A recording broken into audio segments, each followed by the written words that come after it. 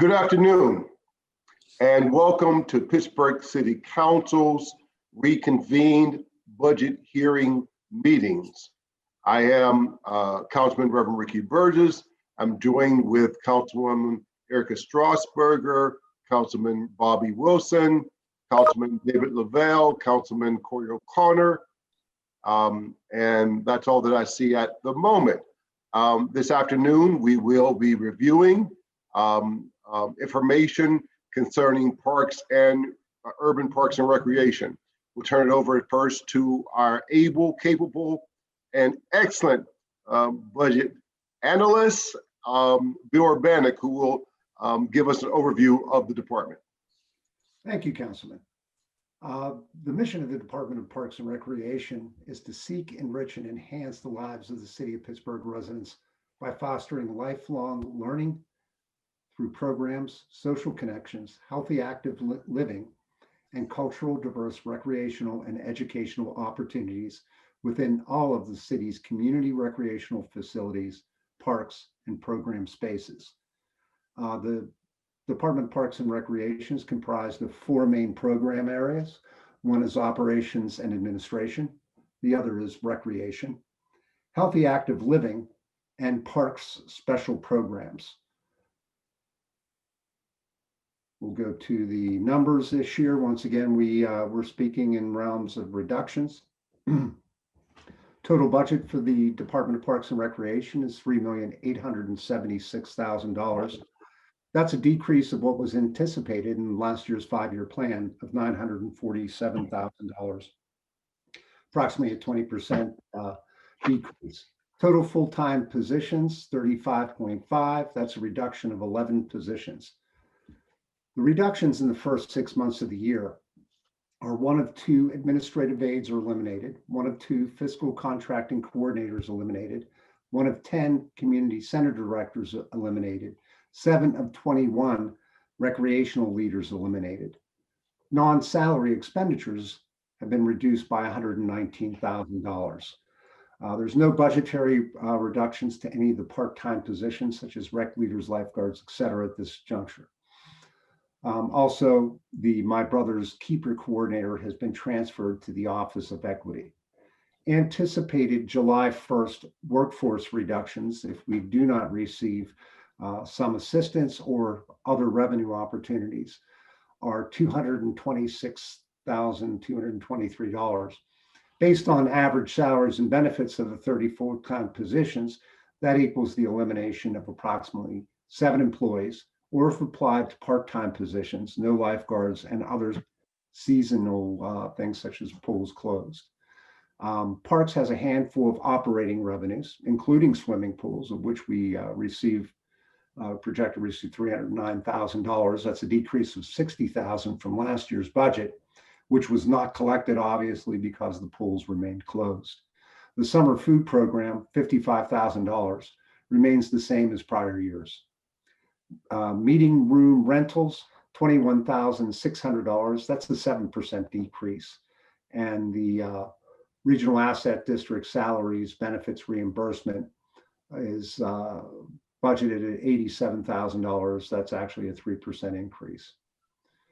Parks and Recreation also has several capital projects which are being implemented through the Department of Parks and Recreation. In there, a couple of deliverables include the Warrington Rec Center, Robert E. Williams Community Center, the Brighton Heights Senior Center, Oliver Bathhouse Window Rehabilitation, Jefferson Recreation Center, and West End Health Active Living Center acquisition of $344,000.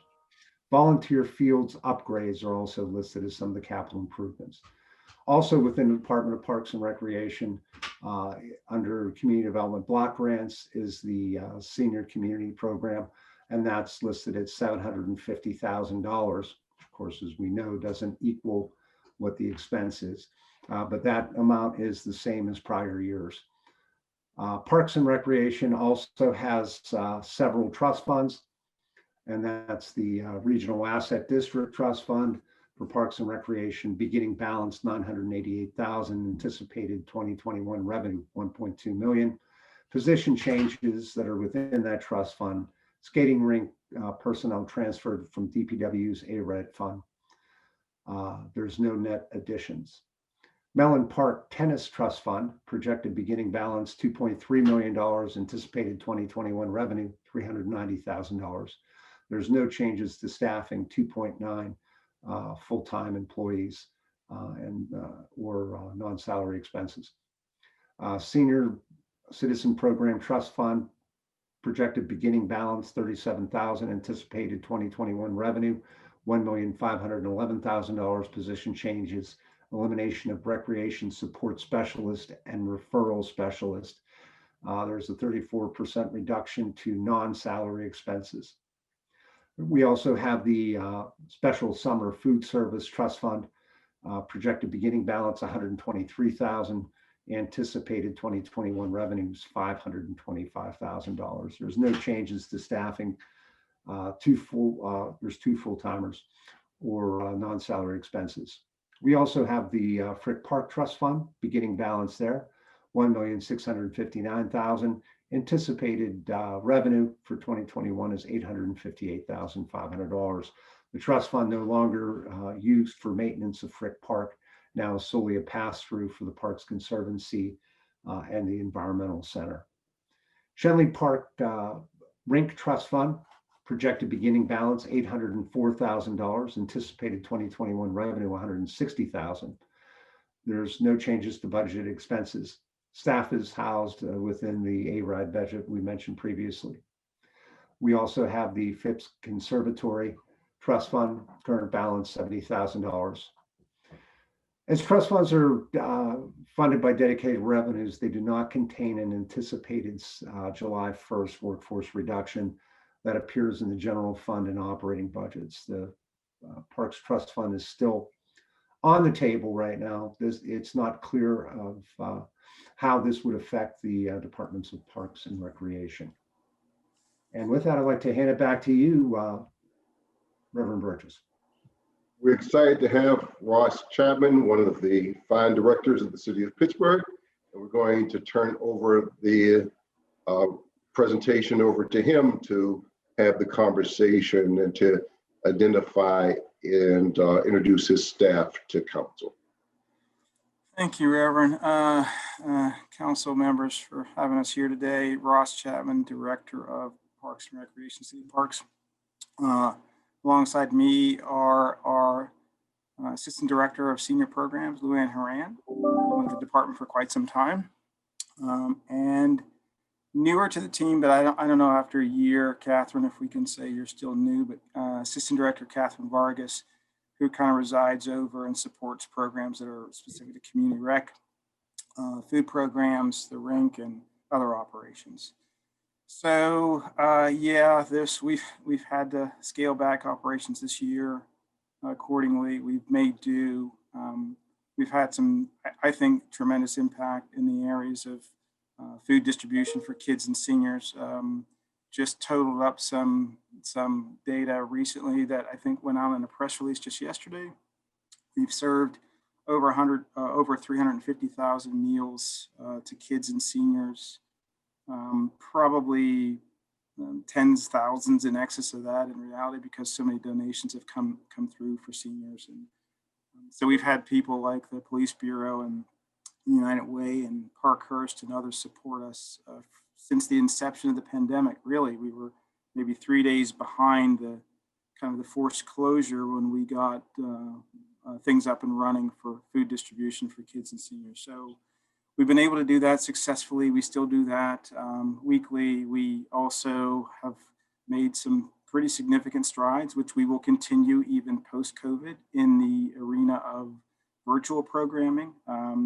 We've started our own City Parks YouTube channel, which we're putting virtual videos out there for families and for youth. The Community Enrichment Program has done tremendous work getting kind of educational, art-based camp kits.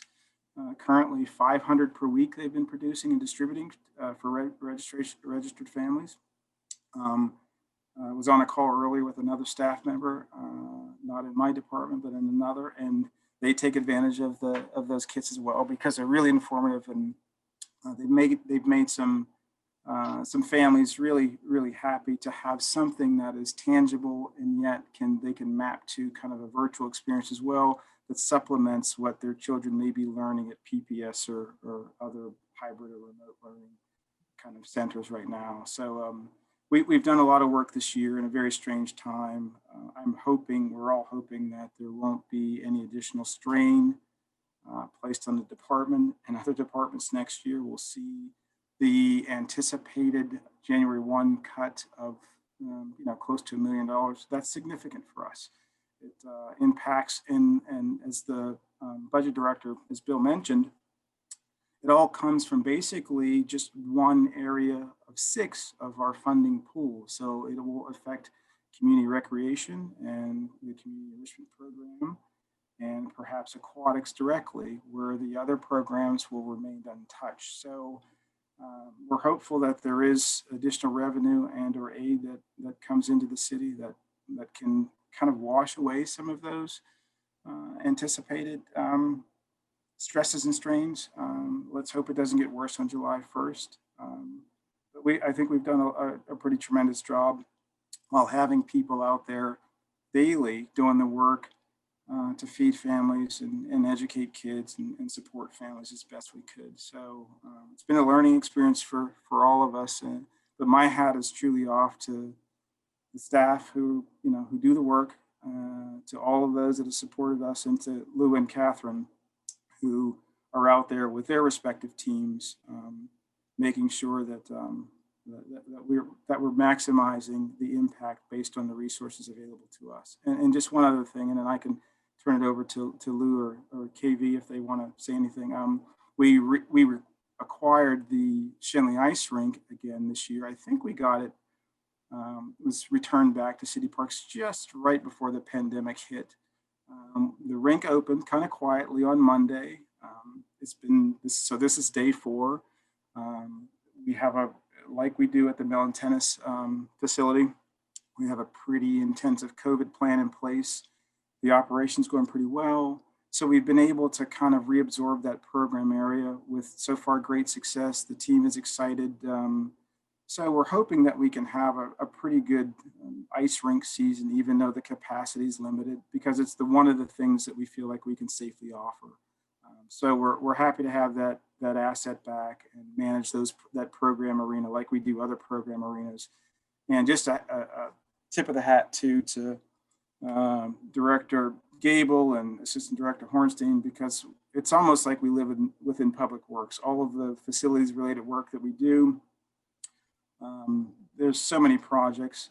Bill went through a few of them that are part of the 2021 capital project list for next year, but there's a lot of work that we do with them, and we couldn't do it without them. So there's been a lot of work and a lot of support made by council, made by the administration to get a lot of improvements, renovation work done, and we're all grateful for that. And all of our patrons and constituents and consumers and participants that come through our doors or through the gates or whatever, they can see that, and it's really tangible and it's really significant. So thank you all for all the support that you've given us to realize that.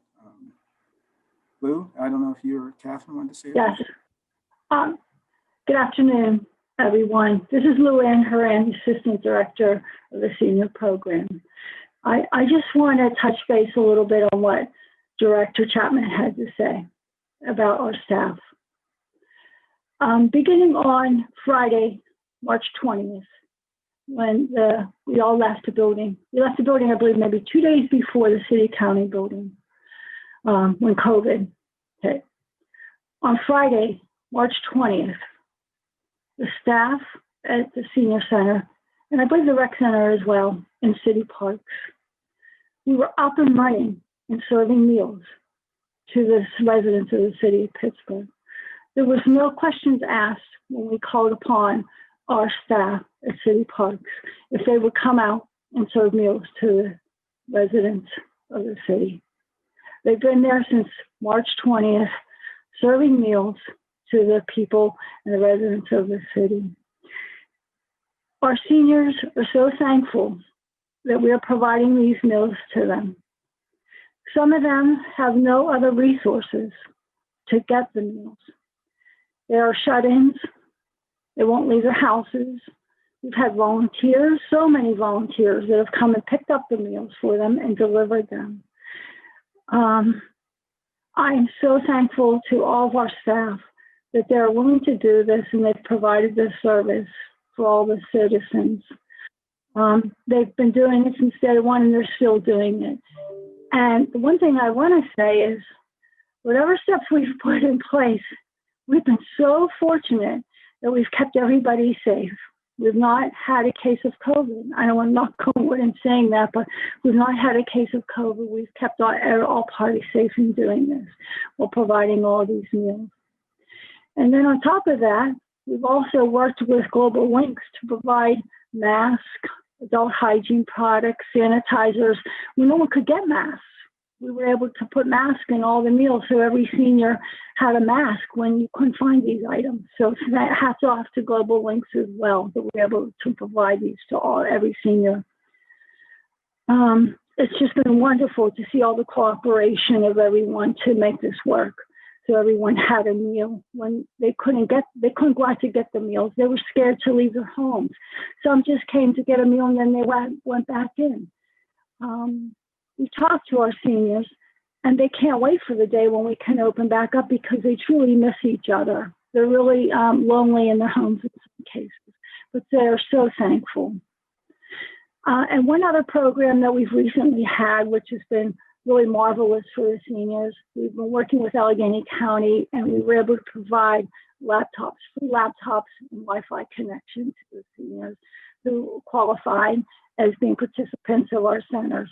So we've been handing out and delivering laptops to the people that applied through a application process, and if they qualified, they were able to get free laptops that they are now theirs to keep. They own them now. So that's been a really good program as well. We have had a lot of people sign up at the senior centers that are members of our senior centers, and now they have laptops. Now they can maybe talk to each other. We're going to find a way for the ones that don't know how to use them, to get them training on them as well. So that's been a very good outlet for the seniors as well. So I just want to end by saying hats off to our staff. They are the best. They're wonderful, and they just can't thank them enough, as I always do. They are Parks and Rec. And our director and our leader, Ross, you're the best. I thank you all the time. You always support us. So thank you, everyone.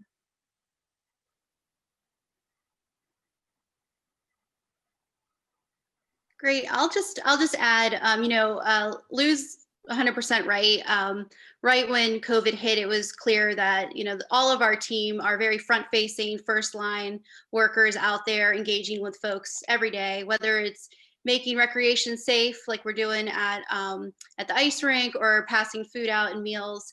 And that's been from day one. I do sincerely appreciate all of the support that we've had. I think, Ross, Lou, and myself, to be able to make sure that safety is a first priority for all of our team. That has definitely been loud and clear, something that the administration has been very focused on, and is trickled down to our everyday concern. Number one is safety for our workforce, and then also for our patrons. And so that's been a really great experience to have that support, especially given that this is a whole new situation for all of us. And I think that the other thing that's been really impressive that our team has been able to do is not just continue to provide services that we've typically been providing, but also helping to meet the basic needs of individuals who, particularly in a moment of that initial crisis, like really needed that outlet for meals, for masks. We had a lot of different partners who helped to donate items. Parkhurst and the United Way have been fantastic in not just allowing us to provide, the school lunches and school meals that we do, but also weekly family dinners have become a part of our food distribution service for families. And so even on Thanksgiving, those families who have been coming to us across our rec centers for meals all received, turkey dinners, turkey Thanksgiving family style dinners through that support. So it's been a really wonderful to see how the community has stepped up and worked with us to better serve residents. And then the only other thing I also want to mention is that I'm extremely excited that even though our main focus is on what we can do right now in this COVID period to support community residents, there's been a lot of really exciting projects that are still moving forward. One in particular is Rec to Tech. Our announcement that we have received the National Science Foundation grant and are able to work with the City of Baltimore and Digital Harbor Foundation to really start to, think through how technology education can really look and be activated in our rec centers.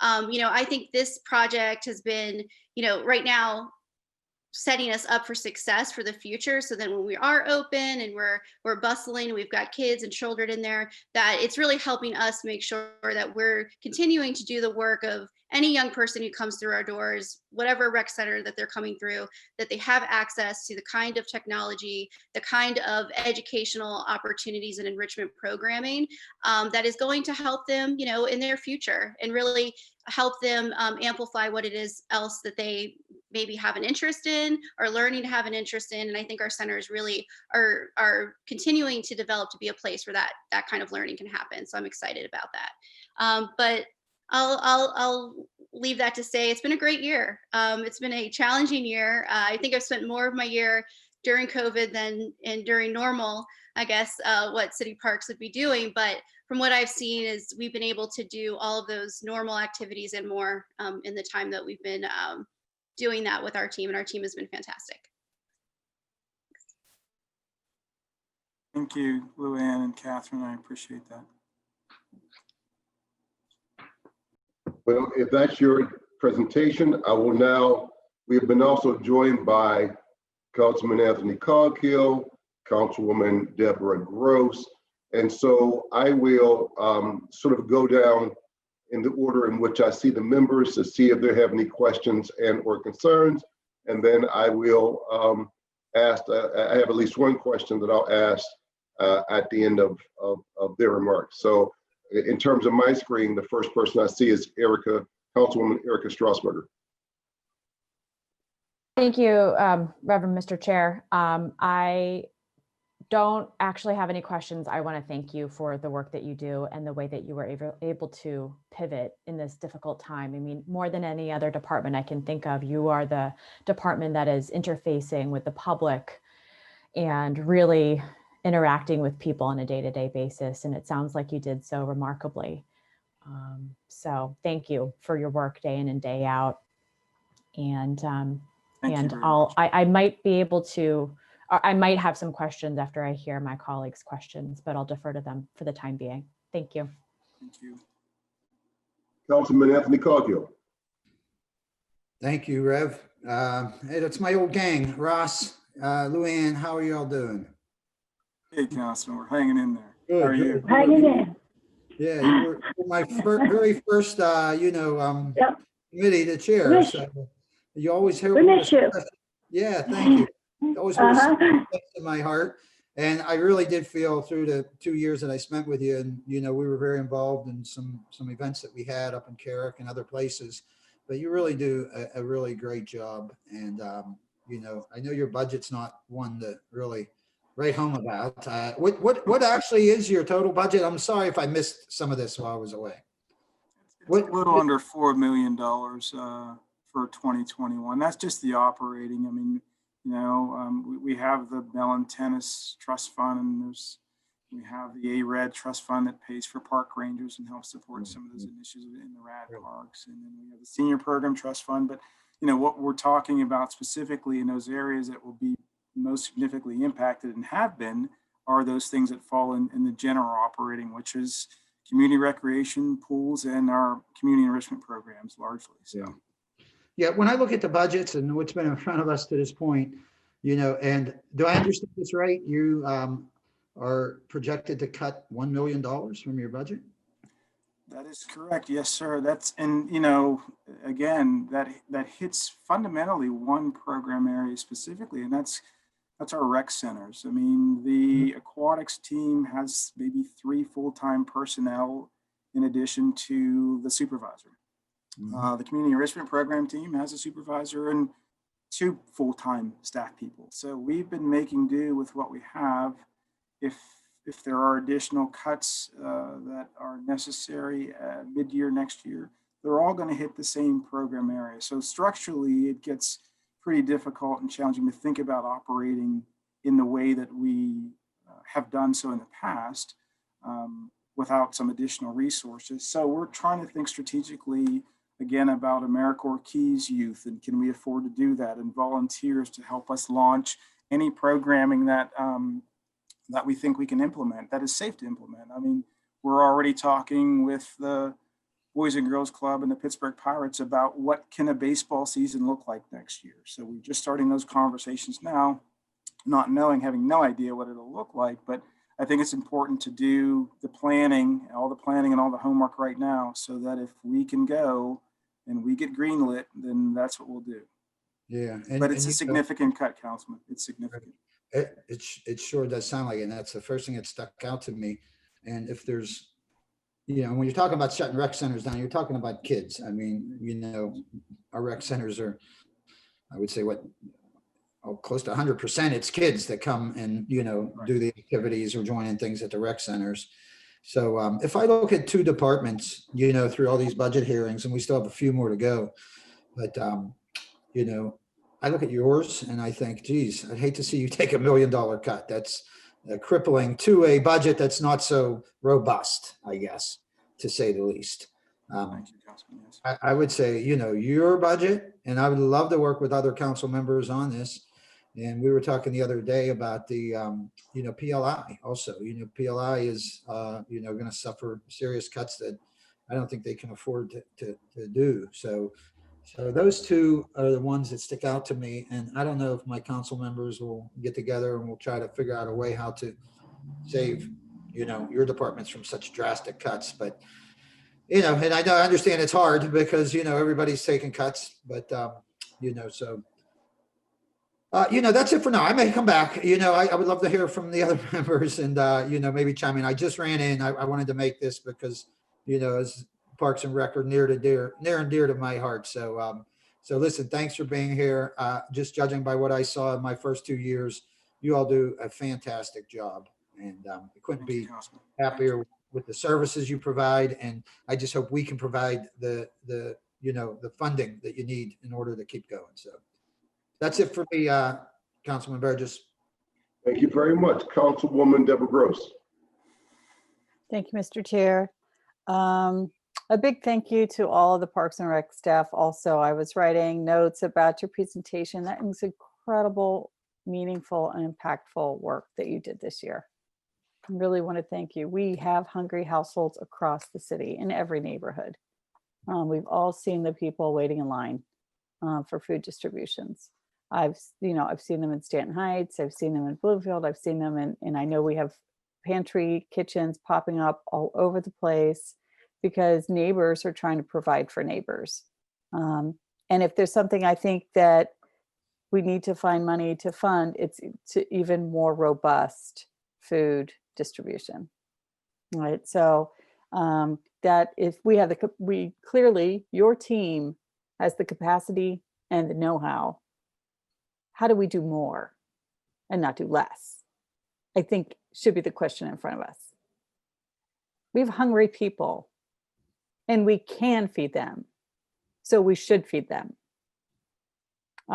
So what I don't have in front of me that I'm curious about is the kind of actual budget from 2020. So I don't know what the costs were, right? So how to find what additional costs are. I'm sorry, Mr. Chair, and Mr. Calco, both I think your mics are on, so it's kind of shifting to you. If it'd be helpful for you to mute your mics, I think. Thank you. So what like 500, even though, let's just start small, the 500 art-based camp kits a week, is there do you have a cost, like a regular cost, a weekly cost, or a cost per kit or something? We've been making those kits at approximately $7.50 a kit. We've been Perfect. really very frugal with it, and it's been pretty amazing. So the overall cost, like for the summertime, it was about like $85 per family that participated because they get it for over a period of time. Yeah. That is, I'm fascinated by that. I have a third grader in my house who kind of, has been trying to entertain himself since March. And that's tough, right? Sometimes when you see me turn my camera off or turn away from you, it's because there's someone hovering right outside the frame of the picture here, who just needs something to do, because he's not getting adult supervision while I'm with you, for sure. So that's huge, because again, I like to emphasize, and council members have heard me say this a million times, that we know that 70% of the truly poor households in the city are female-headed households with children. And so we're all struggling with the same thing, that kids kind of need something to do and need someone to do it with. And it's something that I think about a lot, how we can do more for those households. And so that brings me also to the kind of food. I feel like there were several categories of meals, but correct me if I'm wrong. So there's the kind of senior meals, but you had like school lunch and then family meals. Are those all kind of three separate versions of things? Yeah, Lou and Kathy, please chime in, but Go ahead, Ross. yeah, so the senior meals that are afforded through our senior centers, the grab and go distribution, non-congregate meals, those are made available through the Area Agency on Aging. That's the Allegheny County. So basically they were able to tap their food service vendors that are kind of the long-standing partners that they use that facilitate the meals for us in normal operations. And they just flipped the switch and we were able to tap into them in the same way that we had, but for a grab and go style meal. So that funding and those meals are made possible by the county. So it's a frozen meal, Ross. Correct. Sorry. Frozen meal, a dinner, a complete dinner meal with bread, fruit, milk. And then, you know what I don't want to forget is that we had the help of produce to people also, that they brought the produce in eventually halfway through as well. The police did. I don't want to forget that as well, Ross. Go ahead. Thanks. No, thanks, Lou. And yeah, public safety, the police bureau specifically, has had an ongoing, I think it's twice weekly for our senior programs, fresh produce distribution made available too. So there's been kind of an influx, and Council President Cale Smith in her district, there's been a lot of support that came through the West End Senior Center early on and in mid-cycle as well. So yes, that's kind of one funding stream bucket of food. The other is basically the federal government through the state, which is through the Pennsylvania Department of Education, believe it or not. And then it comes through to us through the public school system with our longstanding contract with PPS to provide summer meals or after school meals. So we've been basically operating a summer food service program because the federal government said, okay, you can't have congregate meals, all of these different COVID-related implications. So we've operated that program as close to normal as we can under all of this strict guidance, but that is yet a separate pool of money, and that hits the trust fund. That's the food program trust fund. So the operation is similar, the funding stream is the same, the partnerships are the same, but the model had to be revamped for COVID. And Catherine had mentioned earlier that alongside of that have been a myriad of other donations by way of United Way, collaboration with Parkhurst, and there's been, I don't know how many others too that have been in and out, along with not just our rec centers that have served as distribution sites, but the Salvation Army locations. And I think we have 17 or 18 other facilitators of distribution that are kind of in our network, but are not our core team, that have been giving out meals to children and family. And you know, we're doing distribution a few days a week, but the meals that are coming through to us are almost covering every family, senior, child for 7 days a week. So we've been able to kind of address the need, not just on those days of distribution, but on almost every day that a family would need a meal. So that's been a real success for us. And what is the volume there in meals? And then you might have said it earlier, but I think I've missed it. And then the cost per meal, although it sounds like it's just for us administratively because the program costs itself are all passed through from federal funds. And then That's- some supplemented from United Way Charity. Did I understand that right? That's correct. Yeah, So it's there's just the staffing. If you had double the staff to distribute them, would the funding stream, right, cover the double the food? Well, the food program trust fund that we operate, it runs pretty lean. We were able, I mean, usually we probably onboard 25 to 30 seasonal people to help with summer food distribution because we would have 80 plus food sites all over the city, partner sites and that.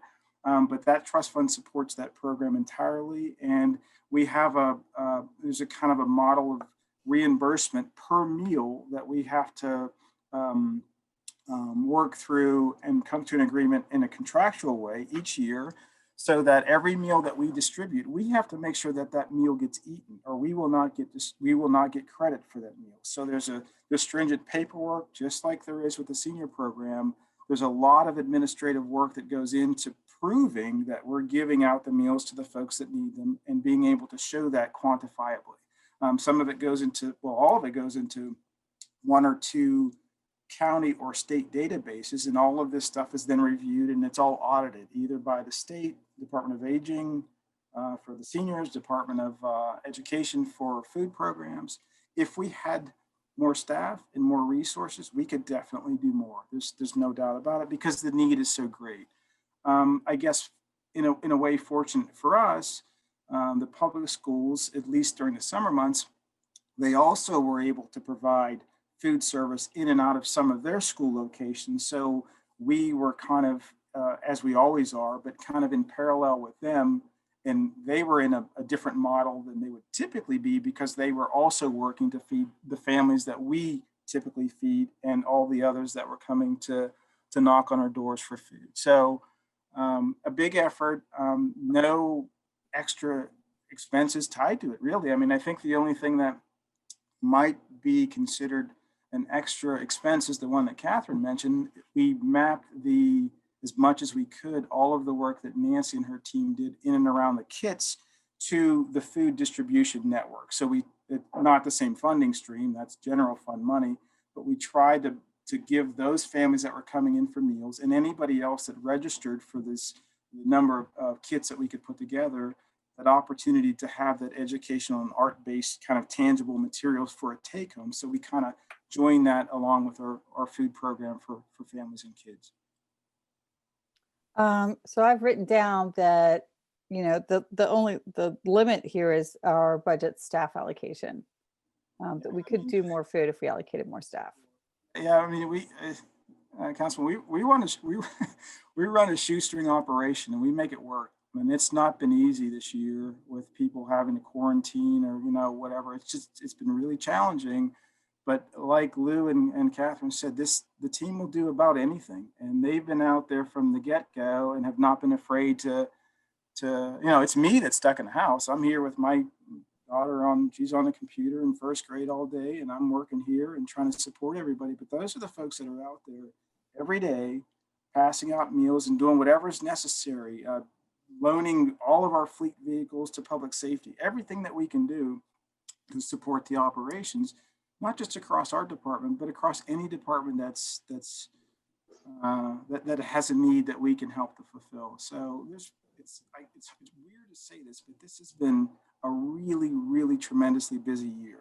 And having Catherine aboard and being able to work so heavily on all of the wonderful programs in that kind of community recreation arena has allowed me to just stay in that operational administrative kind of capacity, because I think that's where I perform well, but that's where I think the need is too, just to make sure the resources are coming to the team as best as I can afford to do it. We've been slammed. We've been absolutely slammed. So, and Public Works keeps us pretty busy too, but a tremendous effort all around. But more money means more meals. That's what it means. More resources mean more families are getting something from us, and that only helps to amplify the impact that we're having across every neighborhood.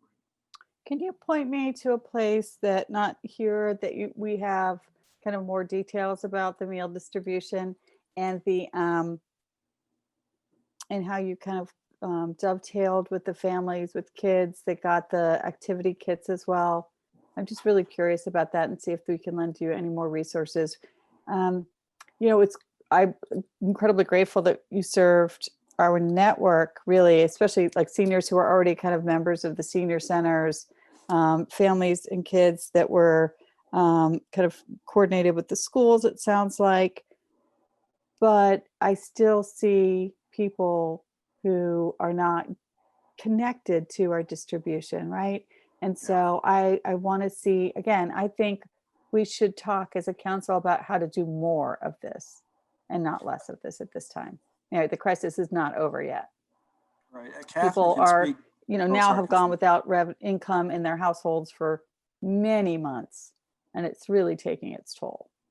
I think Catherine can speak to kind of the marrying of those enrichment programs alongside of the meals for children. But I think that one keen area of interest I have is that currently, because of the way that our senior centers operated and how they're supported via the county, we are serving meals to those who are in our kind of repository, those seniors who are our participants and our consumers.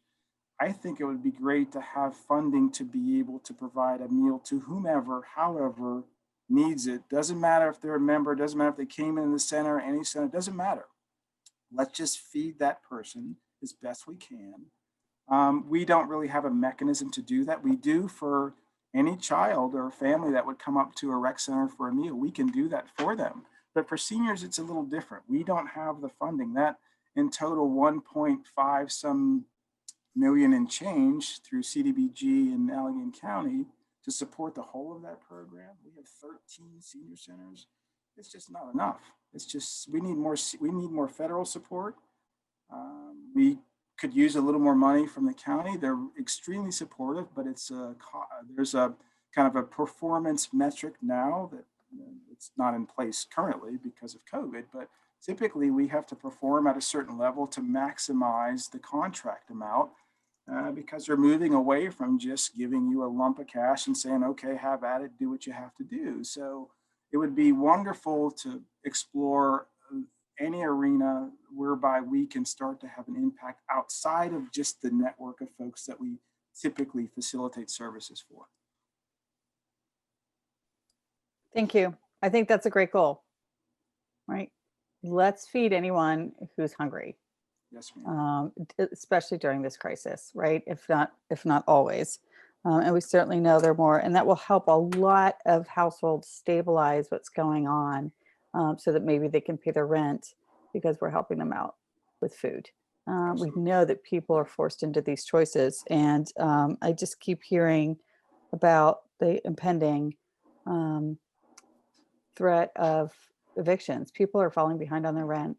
And some of them are being faced with eviction, even though we have these supposed moratoriums in place. And we see the people in lines for food. And we have, again,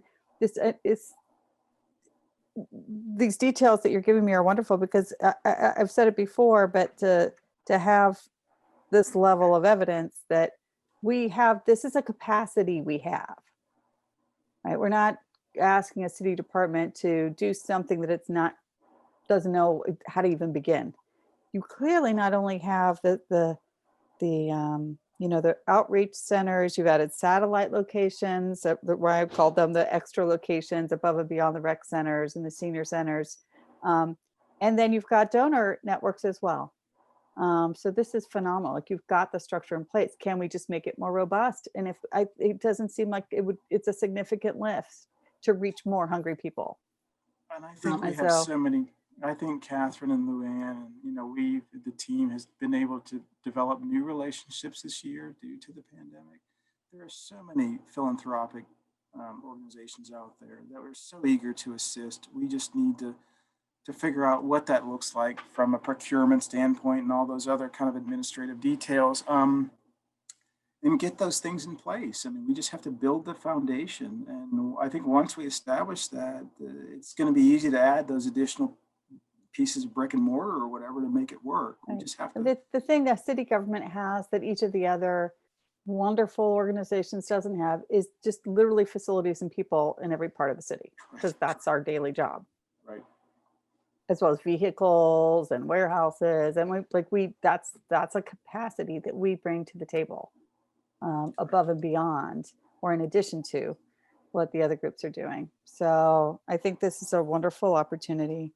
I'd like to shift to one of the notes I did read from Director Urbanek. I think you have his memo also when he has the Parks and Recs trust funds.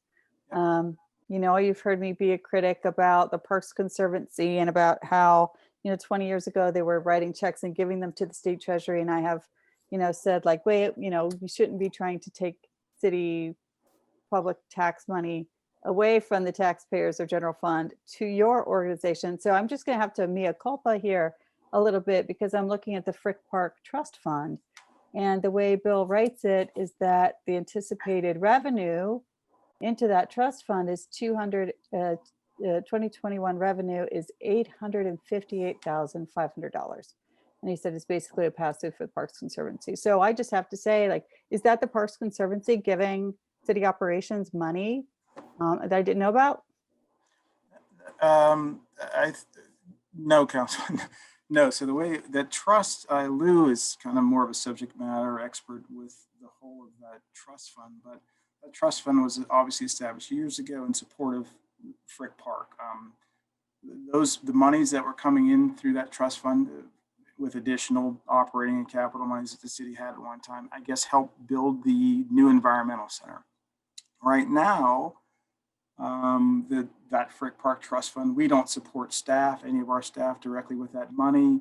There is usually some monies outside of that pass-through money that goes directly to PPC in support of their operation for some maintenance in and around Frick Park needs that is usually made known to us via Public Works. They say, do you guys have any trust fund money specific to this Frick Park need? I don't know. But how is the Parks and Services putting money into the trust fund, but then taking money back out of the trust fund? No. It's not. Lou can speak to it, but it's a trust that has interest in money that's aggregated in an account, and that money has an annualization amount that is then released to us, that then gets released to PPC. Did I explain that? No, not very good. A little bit, Ross. A little bit. There's a wealth trust fund over at Mellon Bank. Over at Mellon Bank, it's been there. It's Frick's endowment left to the city back in his will of $2 million. It's grown. I'll just say that. Over the years from when he died, and he left $2 million to the city for Frick Park. And then what happened is any money interest earned on that, we were able to collect, and that would go into the trust fund. But the $2 million stays in the bank, and we collect the interest on that, and it goes into our account. Well, at one point a few years ago, they decided that the Conservancy would operate the Frick Park Environmental Center. So there was an agreement written. And in that agreement, I think it's a 10 or 15-year agreement, they operate the environmental center. So we give them X amount of dollars to operate the environmental center based on the amount of money that we get from Mellon Bank. Okay, so they get that 85% of the annual income that comes in from the money. Okay, it's usually about $800,000, I guess, somewhere around there, $785,000. We funnel through over to the PPC so they can operate. It pays for their salaries. It pays for their supplies to operate the environmental center. This is done through an agreement. So we have a contract for 15 years that they operate. We still own it, but they operate it for the next 10, 15 years. I don't know how many years are left on it. I think it was done around, I'll guess 2011, maybe 12, I'm not sure. So we are in an agreement for them to operate like this. We function like this. Okay. We bought into it. We paid $5.2 million because we saved a lot of money at one point when we went into this agreement. I don't know who decided to write the agreement, but it was decided that it was going to work this way. So it's a Luann, sorry, it's Councilman O'Connor. Can I help Rev? I know I'm not supposed to, but I can can I answer? Yeah, because you're part of that. Yeah, go ahead. Yeah, go because ahead. we were part of that conversation, Councilwoman. So Yeah. when the Yeah. environmental center was being built, it was roughly about, I want to say a 5.5. I know this is 8 years ago now, but it was about a $5.5 million project, and the city had put. It was larger. It was larger. It was 12 million, but all kinds of people contributed. We contributed 5.2 million. That's what it was. Yeah, sorry. So we contributed 5 million to it, and to bridge the gap, the Parks Conservancy went out and raised the extra 7, whatever it turned out to be. So then from there, to maintain and operate the facility with the education, plus I believe an additional 20 plus acres of the park, if not more, for maintenance. I think it actually might be 50, but I can double check on that. The Frick Park Trust, which we were using for public works at Frick Park, then went to the Conservancy to maintain about, again, I think it's close to 50 acres. I can ask Director Gable because this happened under Director Ashley at the time.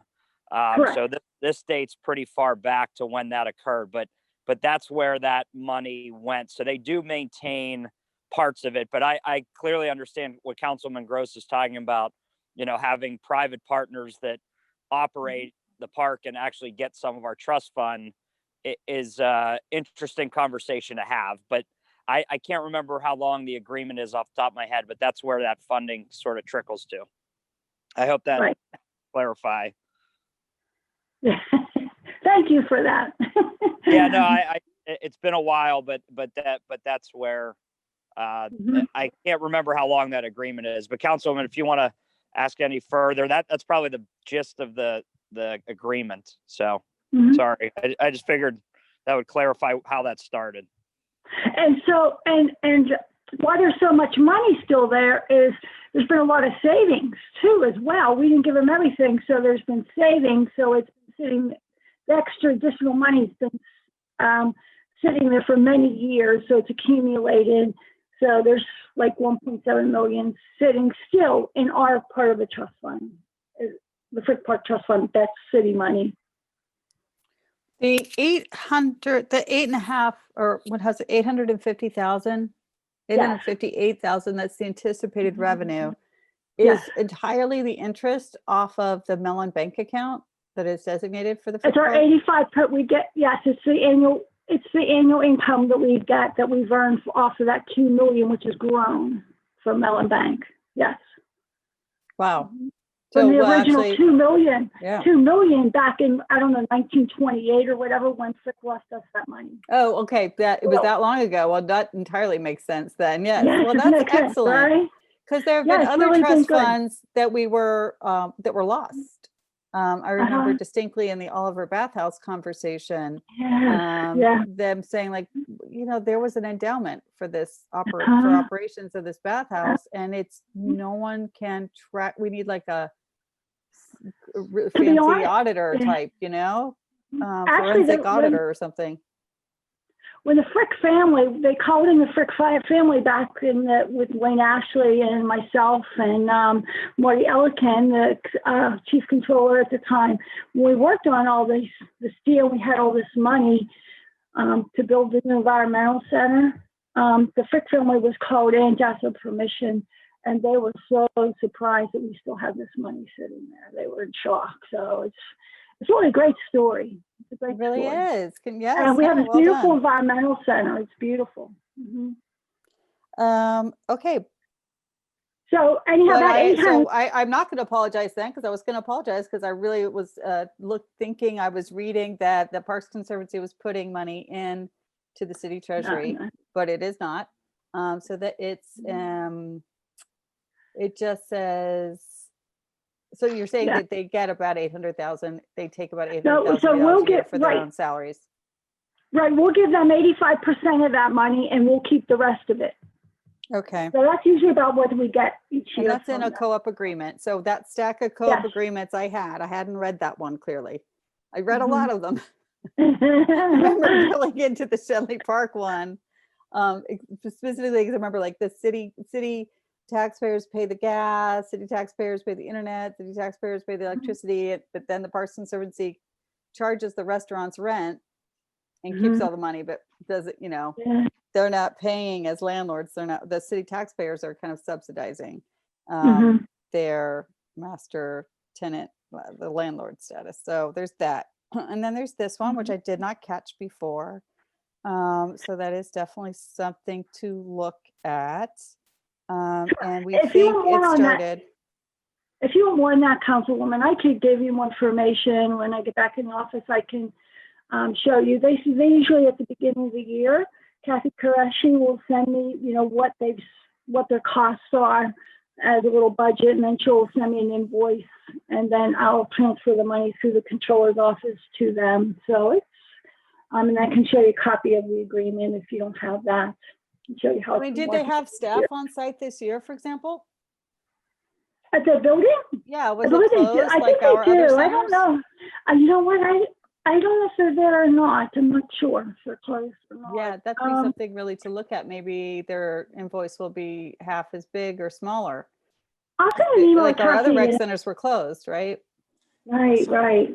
Yeah, something, I'm not sure, but I think Camilla, the education director, I think they have been doing a myriad of virtual programs too. I don't know in and around how they. I would look carefully facilitated- at that invoice because, I will. I half will. of that fills in 40% of your operating Sure. budget, right? We could do $400,000 more of staffing for meal distribution. Yeah. A long way.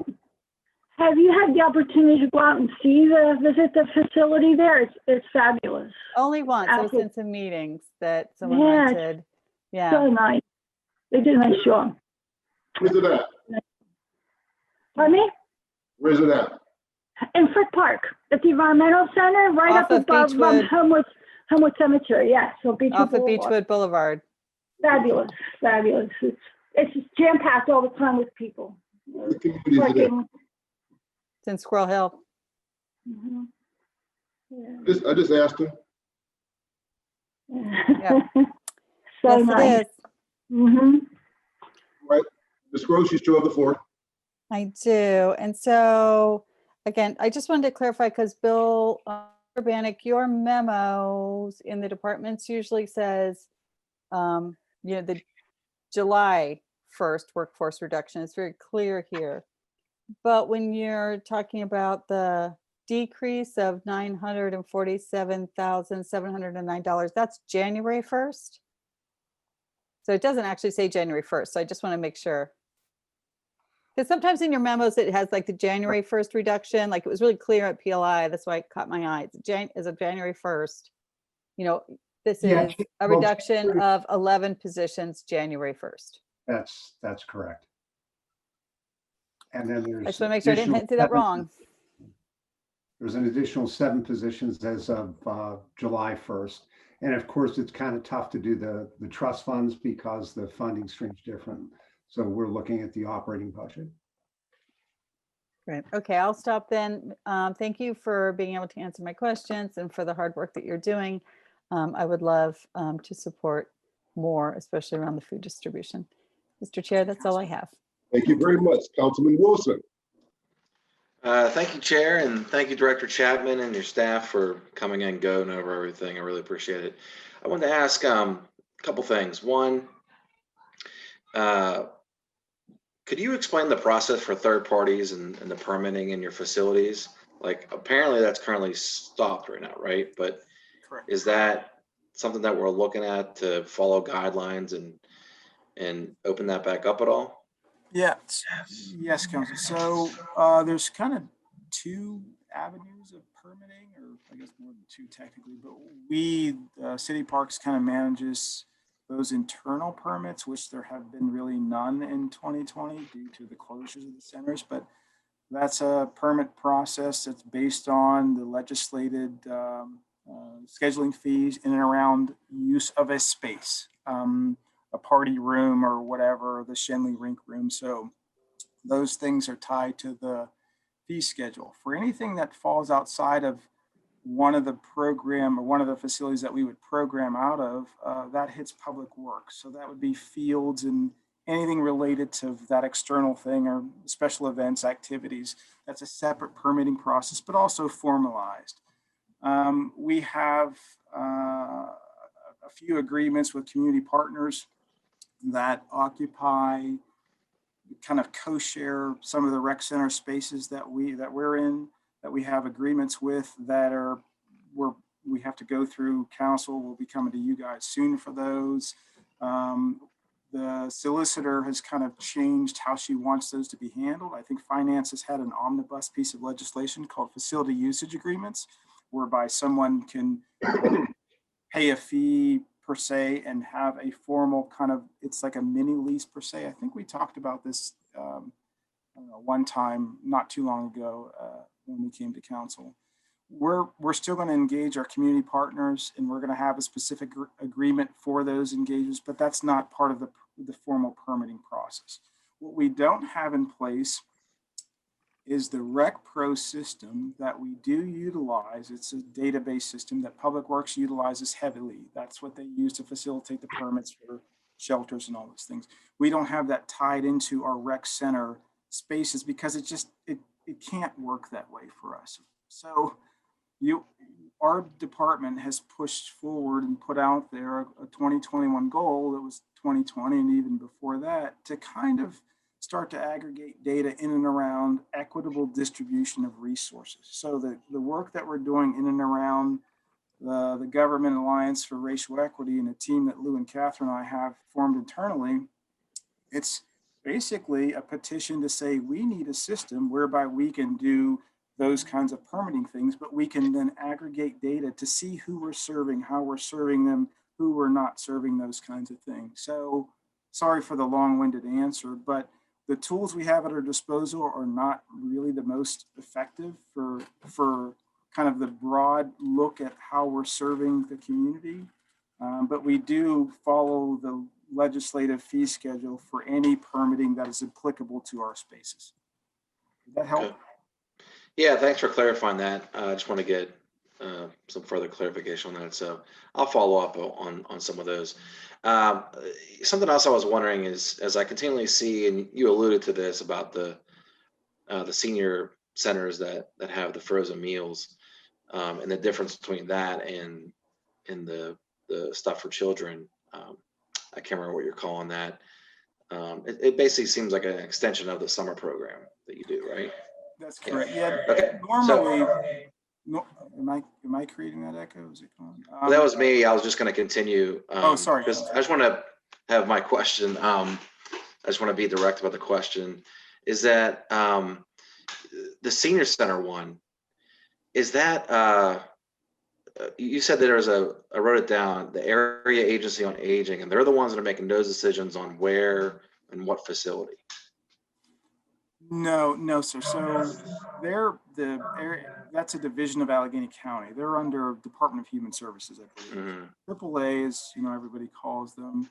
They're the kind of contracted entity that we work with and have worked with for I don't know how many years, that provides the kind of the capacity for us to operate our centers. So we are considered one of the many providers in Allegheny County under the AAA. We just happen to have 13 senior centers versus, say, Vintage in East Liberty that has one location that they operate. So okay. we're a larger provider. Okay, so we're making a decision on the centers where we distribute. Yeah, the distribution. You mean for grab and go meals? For the seniors. Yes, correct. So normally. Okay, yeah, because I I keep track of that, and I was trying to get an answer on this, but I thought that it was like a state program and they were making decisions on where the distribution should go. And because I just always had a concern about that Brighton Heights didn't have we have a senior center, but they're never chosen as the place. And we can talk offline about this, but I just wanted to that's good to know that we're in the decision-making process on that. So I'll follow up with you on that, but you know, feel free to answer if you want right now, but. I can answer. Do you want me to answer on that? Please, Lou. Ross? We had started out in the beginning, we chose the best 6 centers to distribute the meals by talking to everyone. And then we decided, as we knew that this was going to be taking a little longer with the COVID, we opened up to 9 centers. And I asked all the staff at that time who wants to serve the meals. And at that time, they felt that Brighton Heights felt that Sheridan, I believe, was handling their people. They were going there already to pick up their meals. So they felt that there wasn't a need to open Brighton Heights as well to serve meals. So that's how that came about, why people are already going to Sheridan. So they felt that that was okay, that they didn't need to open Brighton Heights as well. The staff determined after talking, because let me tell you, our people call all the members at least once a week and they speak to them. So we always make contact. We make these long calls all the time to all the members. If you feel that, you know, you're hearing that we need to have meals there, you know, we can make arrangements to do that as well. If you feel that's necessary, please let us know. All right, great. I will, Okay. I'll follow up with you on that. Follow up, sure. Because this is not, Not a because this pandemic isn't going away. So Yeah, we can change it up if you'd like. It's not as a this problem. continues, it would be good to, I know. you know, as we talk about meal distribution. So I appreciate that. No problem. I have no further questions. Thank you, Chair. Okay. President Teresa Kell Smith. Thank you, Reverend. Thank you, everyone. Reverend, you're doing a good job chairing the committee. Thank you. I just, there's so much to say with everything that you've been doing. I just want to first thank you all, because you have made the centers so available and you have reached out to people that we have never reached in our district. And I don't want to lose the site in Sheridan. I just want to say that. So if we can add the Brighton Heights, that's great. My son lives in Brighton Heights, but not a senior. Anyway, but I would just say that there's so much that you've done. We were able to do food distributions in our district because you did make your centers available, and then your staff volunteered, and then they called seniors to make sure that they were reaching out. And I know that that's part of our responsibility as elected representatives, to make sure that we're reaching our constituents and telling them about the services that we have available. But it is so difficult during this time because you can't knock on doors, or you shouldn't. And it's just, and a lot of seniors are not on social media, although more and more are. It's surprising me. And so I just think that it's if it had not been for your department and your employees who were so amazing and not only helping us in for distributing the food for a day like we thought it was going to be, it ended up being weeks, and they were there every day. I mean, every day helping. And so I just want to thank all of you for making that available, because that would not have happened for weeks over here. And because of that, it put us on the radar for everybody else, because now we're doing another distribution coming up with the food bank in our district. And we did one recent and not too long ago. And it was something that we just didn't do over here, other than the produce to the people, which is huge for our district. Although I'd like to talk to you about the location. I think that there's not been a lot of this kind of activity in our area. So I want to thank you for that. And I also want to thank the Pittsburgh Police, because they do distribute some of these meals with you, correct? So they're helping you a lot. So when you're getting the food out to the people, they're actually side by side with you. And I know that Officer Costa is always making sure her officers are everywhere they can to help distribute food and do whatever they're doing. And that's one of the programs, if we ever cut funding for police, we'd probably lose. So I just want to make sure that that's known. And the art card, I think the art card is always distributing things and giving people stuff. So I want to thank them for that as well. And then I really want to thank also the people that are helping us with the food, and that, you know, Giant Eagle and Eaton Park. And I don't know if there's anybody else that you want to mention, but I just want to say, you know, we talk a lot about businesses, and I think our businesses in Pittsburgh, we would not have made it through this crisis had it not been for some of them and what they've been doing. I mean, I think almost every bit of food has been donated for the food bank that we did, and other areas I know that they've done, and they don't even want recognition, but so I probably shouldn't say it, but Giant Eagle has donated almost all that. And they don't donate expired food like some places do. They donate fresh produce, fresh food. And so I just want to acknowledge them and Eaton Park, because Eaton Park is doing a lot of hot meals now. Is there somebody else that you think that we should be mentioning? Yeah, we've been working Yeah. closely with the United Way as well. There's Ross, how about Ross? We had the college group up at Sheridan, Sigma Delta. Yes, yes. They were wonderful. Yeah. They They're were amazing. wonderful. Aren't they amazing? It's wonderful. Yes, yes, Ramon Hart does that with everybody. So wonderful. Every that's it. Thursday. And he works for the Rivers Casino. So I just want to say that. Yes. This was a separate effort on his part with his thing. But I do want to, I like that they're doing the Rec to Tech as well, as we talked about that before. I would like to see us do more coding classes. But I think you were rethinking a lot about what Parks and Recreation is. When I first was started in on council, it was, we had Big League. We had a lot of things. That was a hard one to lose. I want to be honest with you. I love that program. But you're doing so much more than those programs now. And so I just want to thank you all for your work. And I want to know what you see the future Parks and Rec. Thanks, Council President. Yeah, I can say a few things, and then Catherine and Luke can chime in if they feel necessary. I think that, as we learned, I might have mentioned this a little bit earlier.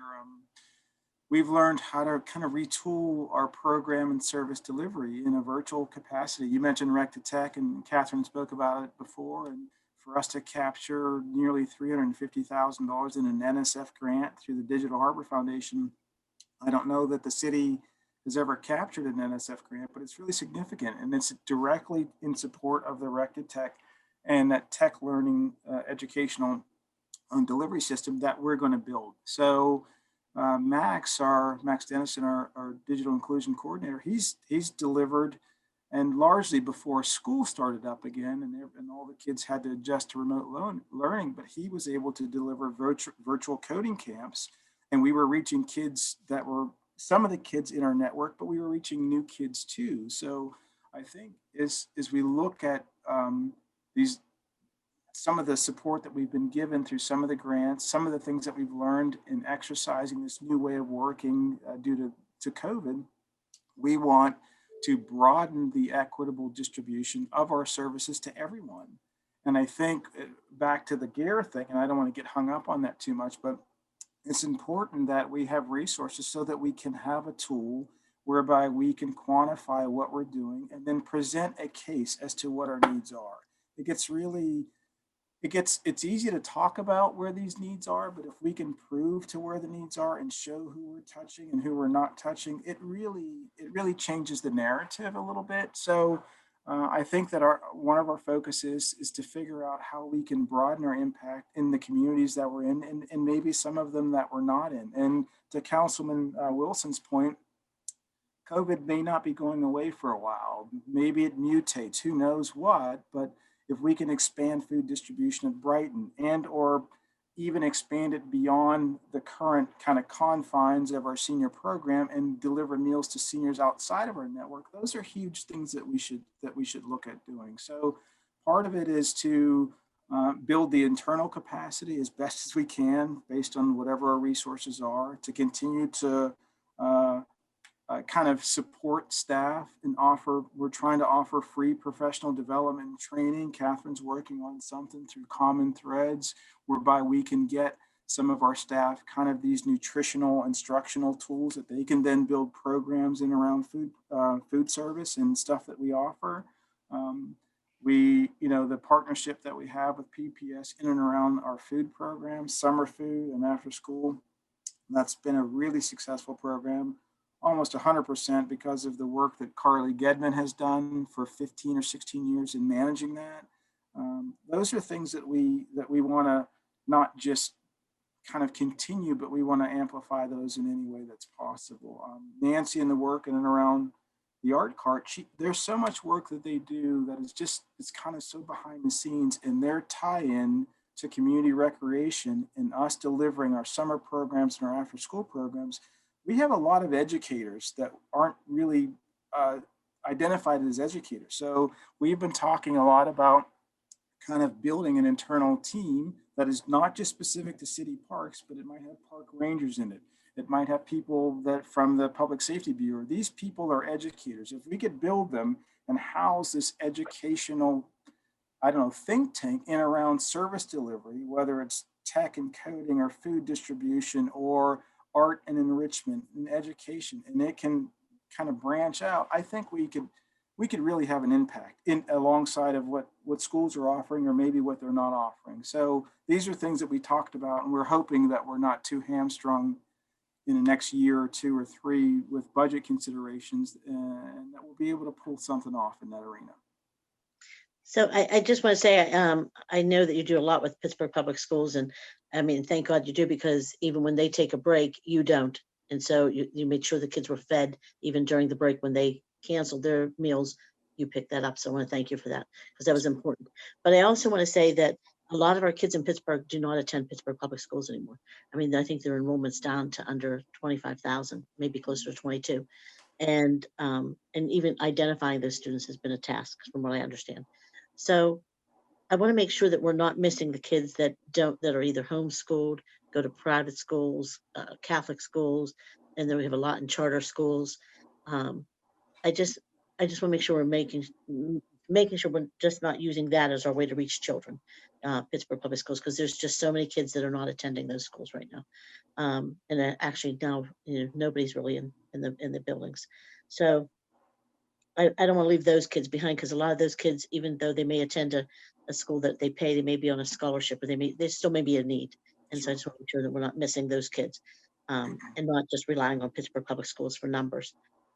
And are you doing that? Are you reaching out to other people as well?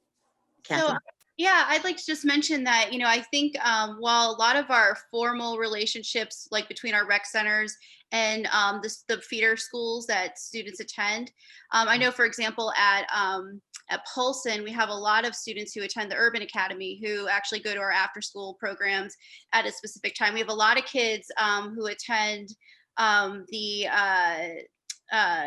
program out at Phillips that actually go to Propel, and I think also Jefferson. But what's been really interesting, and something that I'm going to share back with you all to Councilwoman Gross's a request on information about the kits, is when we had folks register, we asked them, what school is your child attending, where are you living, and while those kits are being distributed out at our recreation centers, it definitely has broadened our reach during COVID. We have a number of homeschool students who are participating in that, which I think is really interesting, because those might be families who hadn't maybe previously come to our centers because we would typically be doing after school, and oftentimes we would be tied to a specific school. But then it also shows that there are a lot of kids coming from all sorts of different schools that are participating. And I think that what COVID has done, and as I think about the future, is I think that a lot of more families who maybe hadn't been part of some of our traditional programs are more aware of what we have to offer.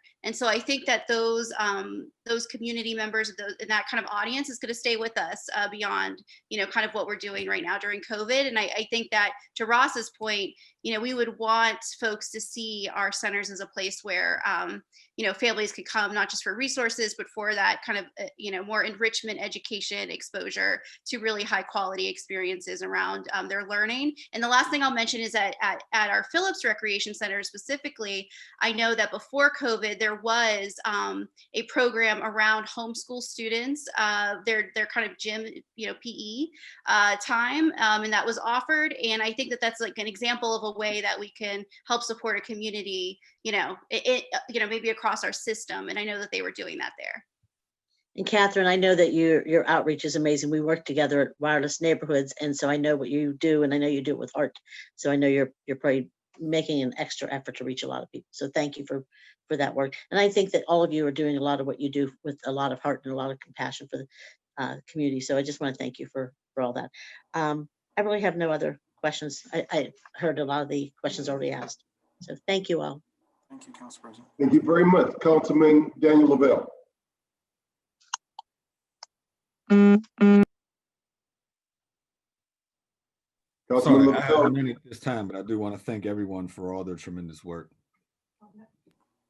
Thank you, Councilman. Thank you. Thank you for your support. Thank you. two things. I want to, well, let me just ask the question before making a statement. Ross, talk to me about, one of the things that we'll have to consider this year will be the park tax and perhaps the use of the park tax. And, when the spring comes, although hopefully a vaccine will be here, we'll still be social distancing. We'll still be doing masks. And I think the parks are going to be vital. And just your perspective on whether or not we need to make a stronger investment in our parks. I think for sure. I think, I grew up in Belsever, and right across the street from me was McKinley Park.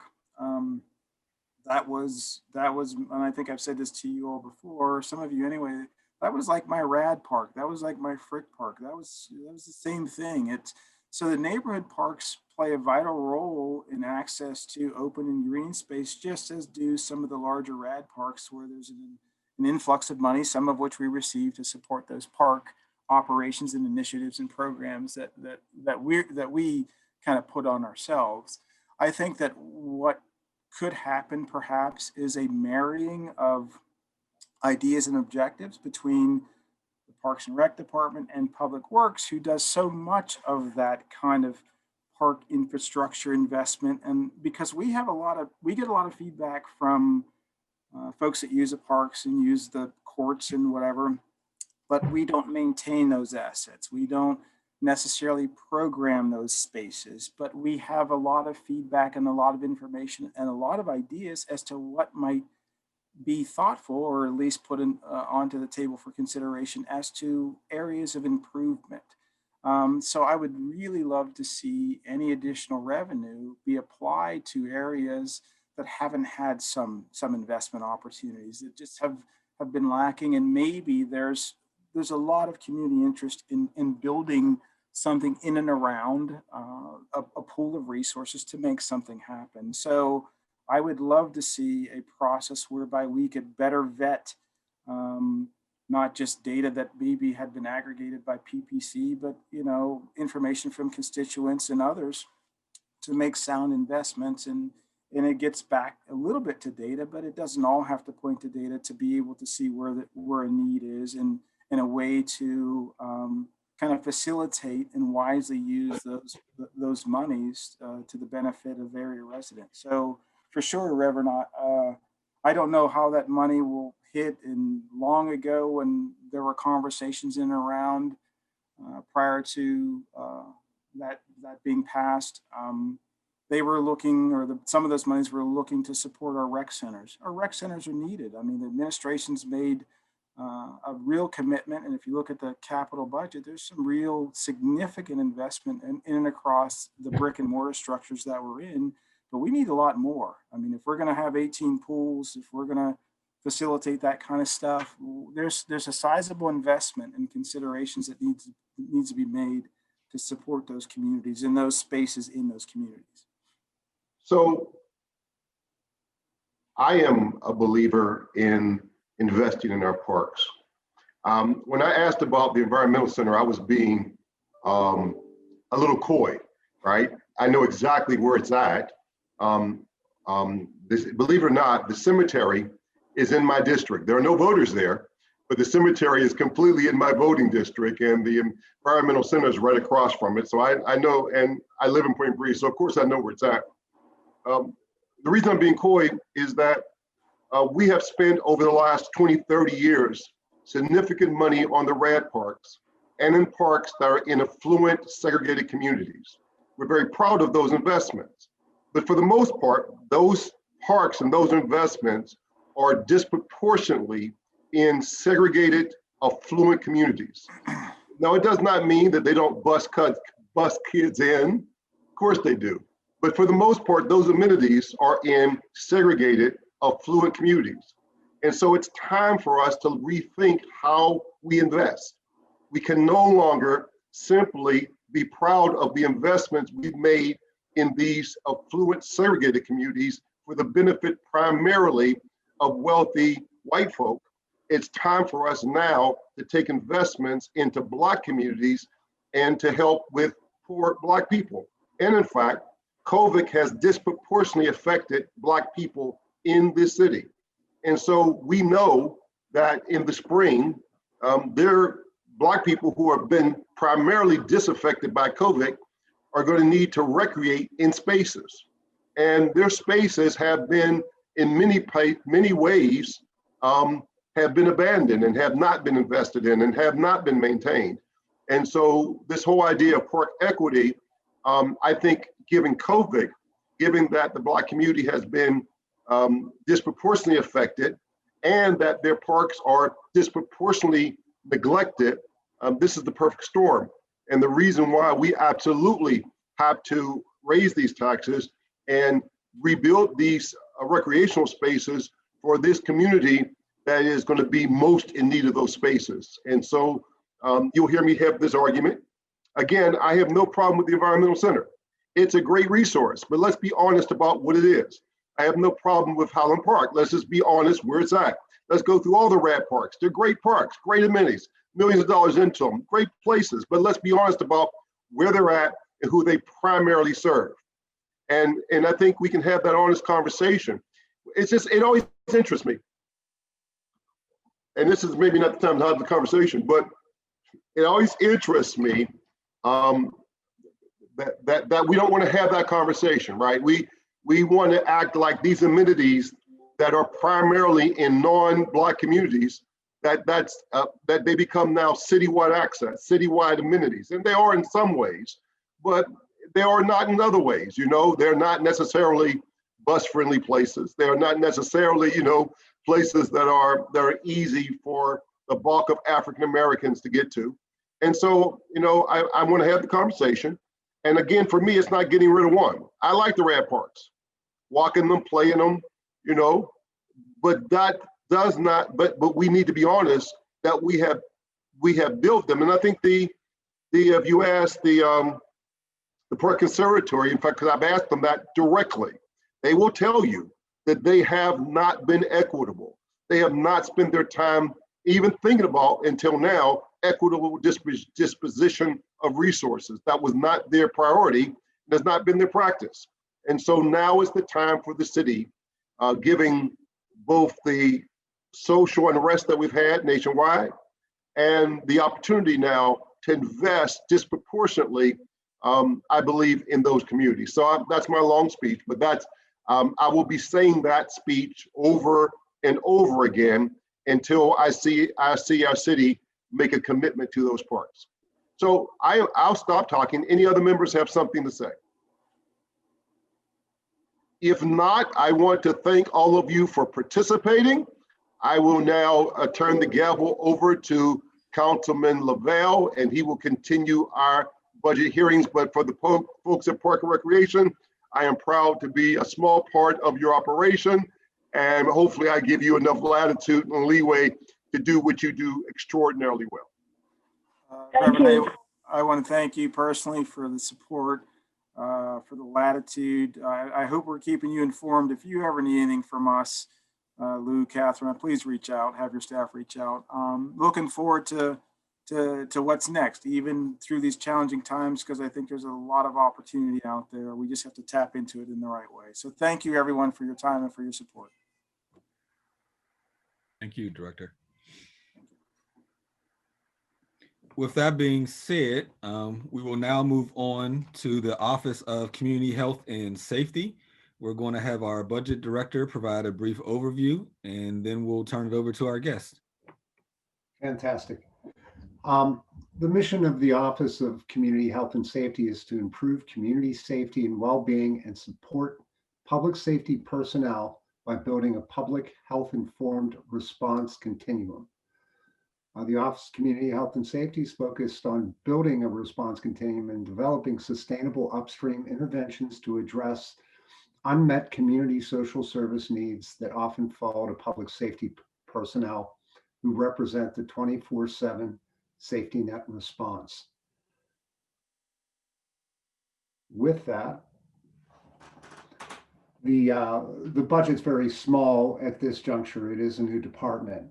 The majority of the funds that are going to be utilized are going to come from the Stop the Violence Trust Fund, which is on page 330, I believe, in the budget. The transfer to the Stop the Violence Trust Fund, which funds the Office of Community Health and Safety, is housed in the Bureau of Police as a grant on page 236 of the budget.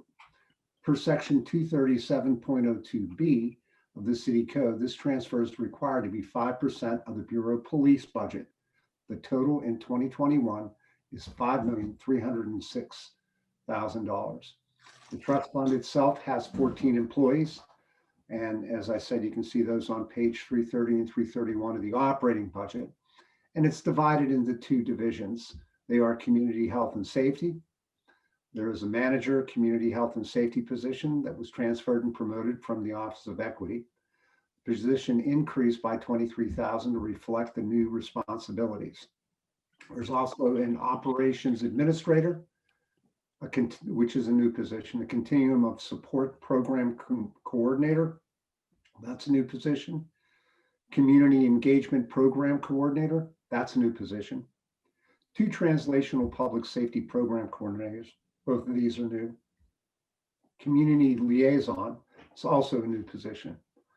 The other division is the community service and violence prevention. Assistant director, public safety community affairs is transferred from public safety administration. The Stop the Violence coordinator is also being transferred from the public safety administration. 3 Safer Together Pittsburgh project coordinators were transferred from public safety, as well as 2 victim assistance coordinators, 1 transferred from public safety administration plus an additional coordinator. In addition to the positions, the Stop the Violence Trust Fund contains $2 million for professional services. This $2 million includes the $1.5 million that has consistently been budgeted for GVI, which has been transferred from Public Safety Administration, $312,000, and Police, $150,000. And with that, back to you, Chair Lavelle. Thank you. We have with us today Ms. Lindsay Powell and Ms. Laura Drakowski. I'm not sure which of you want to go first, but if you want to just introduce yourselves and whomever would like to speak first, go ahead. Absolutely. Thank you so much, Councilman. Lindsay Powell, Assistant Chief of Staff, here again. I will pass it on to my colleague Laura, but just to kind of give you some context about this new office and how we plan to operate. I do initially want to say thank you to Council for creating the Stop the Violence Fund that was instrumental in helping us to fund the Office of Community Health and Safety and the critical work we'll do there. In addition, thank you so much for the hearing.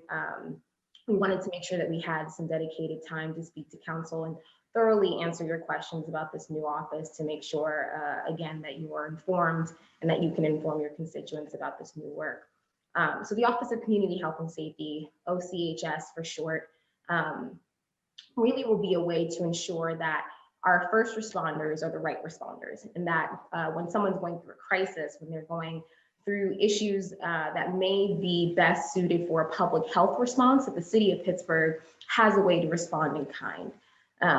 Police officers, like everywhere else in the country, are often asked to be the 24/7 reliable response to all types of crises. When we're talking about someone experiencing homelessness, someone experiencing mental health issues, truancy, there's not a responsive, again, 24/7 line, emergency line that someone can call and expect to get a prompt response. What we plan to do in the Office of Community Health and Safety, and Laura Drakowski, again, who is currently the manager of critical communities. What Laura's been really thinking about, even before some of these conversations started stemming this summer and beyond, is how do we make sure, again, that we have that public health response, but also how can we more robustly and carefully and intentionally tie together the public health things that we do. So thinking about the work that the city of Pittsburgh does on overdose prevention responses, thinking about the work that we do in conjunction with the county for those experiencing homelessness, how can we tie it all together and package it in a way that is more able to be quicker, more responsive, but also nimble in responding to those crises. my role in this office currently as a mayor's office liaison is helping Laura kind of think through the how to put this foundation together, some of the policy stuff, but Laura will be transitioning to the director of this office, and I can pass it along to her to give you more of the kind of meat and potatoes about what this office will do in the critical work it stands to serve.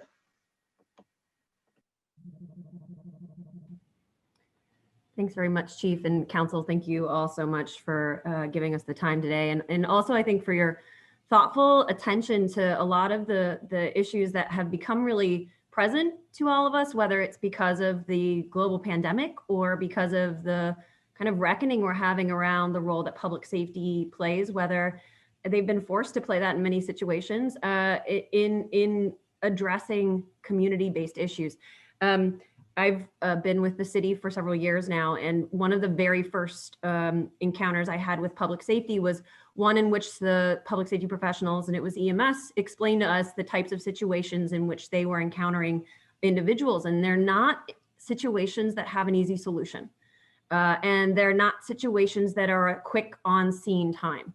And we saw public safety, you know, whether that was victims assistance support, that was law enforcement, that was fire, that was EMS, or that was public safety staff, really trying to navigate complex systems in the course of what was expected to be a respond, triage, you know, treat, transport, interaction, going to the next call. And in fact, they spent a great deal of time with an individual figuring out how to address an issue that was not a crime, at least not yet, and was not a crisis, not yet. So this was something that law enforcement and EMS and fire have told us for a long time. We're encountering people who are experiencing a housing crisis or are homeless. We're encountering individuals who are experiencing problematic substance use.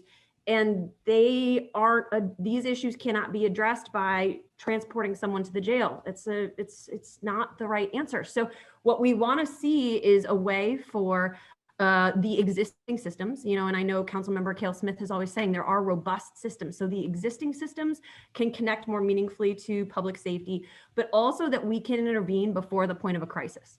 And that we can understand what that intervention looks like, because we know that it's not police spending 3 hours with a person. That's not really changing an outcome.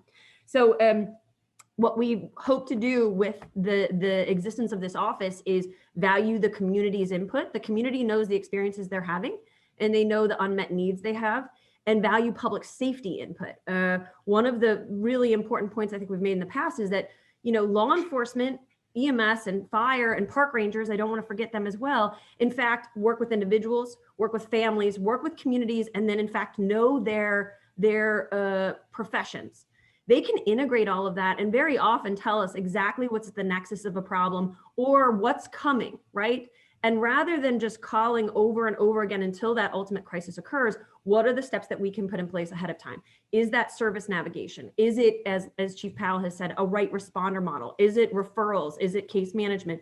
And that doesn't mean that the city needs to provide all of that, but it does mean that the city needs to understand it and then either create those partnerships like we have with AHN, like we have with Foundation of Hope, or to work more closely with our partners, whether they're human services partners, whether they are community-based partners to meet those needs upstream. And then we also want to look at the sort of after effects, the recovery. So once someone has had this crisis situation, how do we prevent a recurrence of that situation? So we have 4 areas of focus in this office.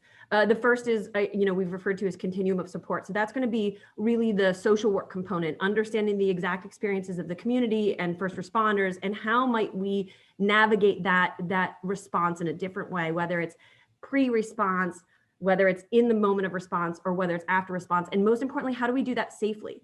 We don't think that we should just drop social workers into a crisis response. That's not responsible, and frankly, it's not going to meet anyone's needs.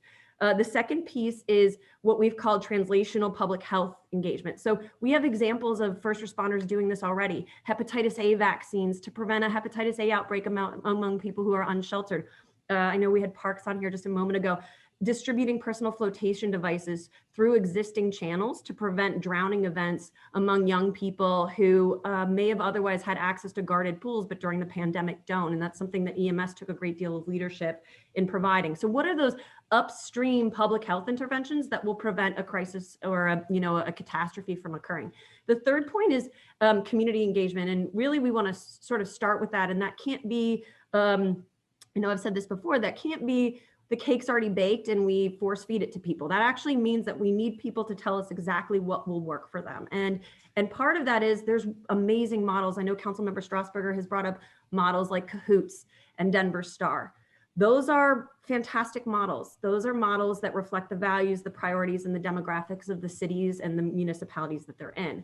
We know our city is different. We know we have 90 neighborhoods. We know we have different needs in each of those neighborhoods. So that community engagement piece can't be cursory, and it can't just work with individuals that we know feel really comfortable talking to us. We want to talk to people who use drugs. We want to talk to people who have been criminal justice involved. We actually really want to understand what their experiences are to help to shape what our responses are going forward. And the last piece is transparency, sustainability, and accountability. So one of the big issues is we have amazing partners, but sometimes the expectations that public safety have of those partners don't meet the capacity of the partner. And once that relationship has failed, that partner is no longer considered a partner. Things become adversarial. So what does it look like to have that continued engagement? What does it look like to say when a program is really working, that we find by any means necessary a way to support it? That's what we're seeing with GVI. GVI is excellent. GVI is working. That's what we need, is to say if GVI, and GVI will be under the Office of Community Services and Violence Prevention in partnership with public safety.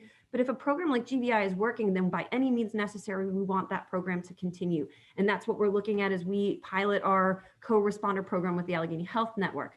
And that's what we're looking at as we expand diversion from youth in the north side to youth and adults ultimately across the city, keeping people out of the criminal justice system. So we'll have these 4 pillars, and we'll have staff that will be working very closely on each of those in those areas. And furthermore, we will be very committed to ensuring that the experiences that public safety professionals have are informing the day-to-day practice of this office, and that we are very transparent about the results and the progress that we're making on that front. Thank you very much. We'll now turn over for members for question. I do know Councilman O'Connor has some. Yes, thank you, Councilman. Thanks for letting me go first. I know I'm substituting as a babysitter today, so for council members that have kids, this is really difficult. So just some follow up on that, and thank you for letting me go first briefly. I only really have 4 questions. I think you touched upon some of them. Is the role that your office is going to take, and we held the public hearing for police, but when those individuals go out there, how are we going to ensure that they are not on site looking like police officers? So is there going to be some additional training that these individuals are going to get before they go out? Have you guys talked about something like that? Or you can start. Yeah, whomever, it doesn't matter. Yeah. Councilmember, thank you. I think that's actually one of the most important questions. We in no way think that we should just be adding individuals to a scene. We recognize that that can compromise the safety of everybody involved. So the first part of this will be establishing norms and expectations and communication. The second is we don't intend to have right off the bat professionals from other spheres moving into what are traditionally public safety responses. That's going to take, being very realistic, that's going to take time to build that trust between those first responders, those community members, and those partners, because we have seen the reticence that many public safety professionals have to this. And part of that is because they've seen kind of the worst case scenarios of unsafe situations. So that trust is critical for this to not only be safe, but sustainable. So we envision co-training, and we've spoken with officers around what that looks like and how we have officers respect these professionals and how we have these professionals respect these officers, recognizing they are different and they have different roles. So there's also, a very important part about communication, not just in the event of a situation, but also afterward. We want to look at this as a continuous improvement model. So if a situation doesn't go as expected, we need to learn from that and grow pretty quickly, or else we do run the risk of someone being in a situation that's unsafe. And finally, we don't intend to, again, not only just immediately deploy people to these scenes, but to deploy people to scenes that have any sense where there might be an unsafe situation. So it's going to be a slow, thoughtful rollout. It doesn't mean we're not going to move as rapidly as possible, but we really need to balance that against the trust and the relationship. So to your point, council member, there will be training, there will be relationships building, and there will be a constant communication mechanism. No, that's great. And I think my follow-up to that would be, you sort of mentioned it, but if you can go into, the follow-up from services after, like, are we going to, let's say we take somebody into a shelter, are we going to have follow-up on that individual? Because I hear so many time after time, well, we helped this individual and then unfortunately they were back in the same situation. So is there going to be follow-up? And I guess the second part to that question would be, your office obviously has to adjust to different times. So are you going to have these things available, 24/7? Because some of these individuals that we're going to be hiring in the future, I mean, they're not hired now, but in the future, and I'll get to my question with DHS in a little bit, but, some of these crises that we talk about happen at midnight, happen at 8 p.m. So, adjusting people's working hours so that's a part, and we have this service for our residents 24/7. And then if you could touch upon the follow-up to it, because I think that's really important, because I think a lot of council members, we have the same issue. Unfortunately, we see the same people in the same location one week, the next week they're back again and something happens. So what are we going to do follow-up wise after, you get there on scene, or whomever does? Is there going to be follow-up and tracking to make sure these individuals get the help that they need? Councilman, I did want to answer your question previously about uniforms and dress, because I think that's been asked of us, a lot as well. We've seen in other cities that have pieces of these types of services make sure that the folks that they deploy don't look like officers. I think for a lot of people who have been either justice involved, have been in the criminal justice system, have rotated through maybe homeless shelters or homeless services, can feel triggered, can have a negative response working with officers, even if the response at hand is a good one. And so what we've seen, and obviously we work very closely with public safety to make sure that however they're dressed, however, they appear, would be clear to the public, but also clear to public safety that this person is a part of the Office of Community Health and Safety. So, throwing around ideas, it could look similar to the way that Civil Affairs, is a very distinct part of the Bureau. But best practices from other cities have shown that, like, absolutely, to your point, there needs to be a visual difference between an officer and public Office of Public Health and Safety staffer.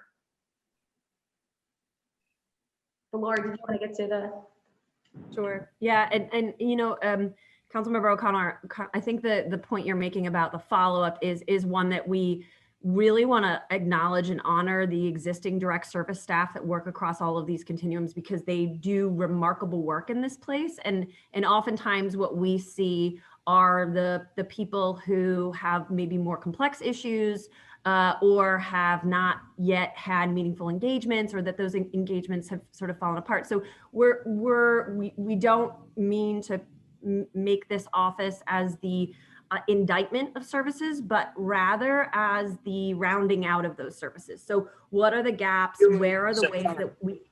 Sorry, so you would just, I'm just simplifying it. So what you would do would be, let's say, partner with DHS And I don't know how that partnership's going so far. I hope it's going to go well and we can, tie some of these resources together. But you would go to a partner like DHS more for that follow-up, and we would just get them the help to those organizations. Yeah, I think that's a major part of it. I think that there's the part of where are the gaps? Because I honestly, I can tell you, I don't think anybody has a clear picture on that. I know we've talked about it before, but if there's 1,000 calls for service to police a day, how many of those calls for service are resulting or have issues that are underlying that could be addressed by another professional, even as a follow-up? And we just don't know that yet. So we need to figure that out. And then once we do, I think we do not anticipate that we recapitulate the Department of Human Services. They do excellent work. There's really, really critical relationships and partnerships that they have, but we would rather be certain that we're providing that information and that feedback so that we can try to close some of those gaps. The same could be said about the health systems.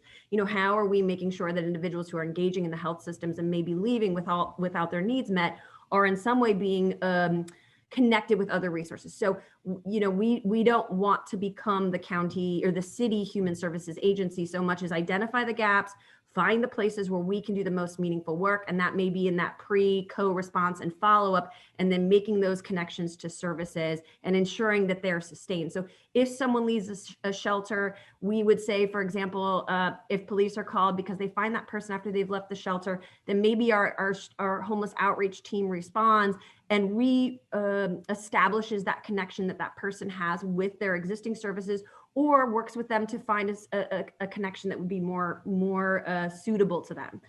So we want to be really clear. We're not going to recapitulate that whole entity, but we do know that there's some communication gaps and some issues that we can help with. Okay, so the follow-up is really not in the realm at this point. So I'm so sorry to interrupt. I do think it is a good point, though, that we want to recognize that crises happen 24/7. Right. And so even if we have really robust services that our partners are provisioning from 9 to 5 or 9 to 8, come 9 o'clock at night, we're back in the situation where it's police, fire, EMS. And so we do also need to not only map that and advocate for round the clock services or services that meet those needs, but we may find that we have to identify some alternative responders during those times. But I think it's the absolute right question. People's crises and people's unmet needs do not occur on a 9 to 5 basis, nor should our response be constrained to those timeframes. Okay, so with that, then the new jobs that we basically, we didn't hire anybody new, we just shifted them over in the budget. So are their job descriptions going to change? Let's say you hire, the individuals that we move from public safety over to this new department. Did their job description change to where somebody's going to be tracking the data? Somebody is in charge of, a mental health issue. So, are there going to be differences in what they were doing compared, or what they're doing now compared to what they're going to do under this new department? They should be doing something different, obviously, but is it just streamlining these positions, or is there a description as to, you hire 5 new people, okay, one's in charge of what? Do you guys have something written down like that so we can sort of follow, okay, if I have a homeless issue in Squirrel Hill or Hazelwood and I need to talk to somebody, I'm going to call this person in that department. Or if there is, mental health issue in Greenfield, who do I call? Are you guys going to separate who's in charge of those different categories within this department? Absolutely. So, Councilman, there will be some shifts in public safety to these initiatives, but we're also, like you said, hiring new positions. And once we have the job descriptions down and everything else, we're still waiting on HR to make sure, some of the more formalities of pay grade and all that other stuff. But once everything is settled and cleared through HR, we'll make sure that council has a finalized list of job descriptions, who reports to who, structure, and possibly, to your point, if this, then who. So if you're seeing this crisis, if you have this type of question, which staff member would you contact? So do we have a time frame of when these individuals will be hired? hopefully sooner rather than later. Well, I mean, obviously we're in COVID time, so we froze everything. So in the meantime, we're just going to develop, I guess, the background as to what these positions are over the next few months, and then eventually hire somebody when we can. Is that generally the time frame? Yeah, so we're hoping, with the support of the Stop the Violence Trust Fund, we'll be able to hire these folks. Like you said, COVID does slow things down. But we've thought, and Laura in particular has really been the architect of thinking about, on a shoestring budget, for our first stab at this work, what are the critical positions we need to see the changes that council, that the public, that the mayor wants to see. And so we'll make sure again that as things are finalized with HR, that council has the robust list of job descriptions, staff orientation, and reporting structure. Okay, yeah, and last thing, I think you mentioned it, the reporting back is going to be really important so that we know what's happening in the next couple months, what you've accomplished, so that, when funding does come up, okay, I think talking about these subjects, we all want to invest in it. Just, we want to make sure it's successful. So I'll stop my questioning there. Councilman Lavelle, thank you very much for letting me go first. And thank you guys for answering and for being a part of this project. Thanks. Thank you. Other questions or comments from other members? Councilman Coghill. Yes. Okay. Thank you, Councilman Lavelle. And Lindsay, Laura, welcome. I first want to apologize for yesterday. I completely, we were talking this morning, and Councilwoman Strasburger and I were saying, we don't even know what day it is anymore. We've been online, it seems like forever, but it just slipped by. So I'm really sorry that I missed our meeting. But I am glad, Laura, with your new position, is much like your old position. I feel the qualifications that you had there will benefit you in this position. And Lindsay, you and I have not worked together, but I look forward to sitting down with you and chatting someday, hopefully in person. So I just want to give you my thoughts, okay, on social workers and how this is going to play out, right? First of all, I don't hear people talking about dispatching a whole lot. For me, that's where it starts. It's that person who's going to direct who goes to that call. And I talked to a lot of people outside the city of Pittsburgh who have smaller departments and smaller forces, but I can't tell you, it's probably, if I were to put a percentage on it, just in the people I've talked to, it's got to be close to, over 25% that a call comes in for, whatever it might be. They send paramedics there, but turns out it's a police call, vice versa, So, I feel like first and foremost, the changes that, and I'm for changes, and I do believe that social workers could come in and alleviate police work to a certain degree. For me, that's the only way it could work, if we can do that. But talk to me about dispatching. I mean, for me, we have to have people trained in a new way. I feel like, that's where it starts. And that person who dispatches, whether it's the police department or the EMTs there, or the fire department, needs to know, well, this sounds like it could be something for a social worker. Where does it start? So I can start really quickly. I just want to say that you're absolutely right. I think the triaging is critical. And for cities that we talked to, Albuquerque in particular, that's trying to levy their own similar, crisis, non-public safety response, that's been one of the more difficult parts, is how do you retrain 911 operators to make sure that, what they're hearing on the phone, that they can dispatch the right person. Particularly here in, how our system works is the county handles our 911 dispatching. And so we have to, as always, work really closely with them to make sure that, again, we're setting them up for success. That we're working to make sure that the either new dispatch codes that they need or the new training that that may be necessary is clear, and that we can be, as Laura always says, continually learning. That, if, we try to do it one way, it's not working out, we can try, a different way to approach that problem.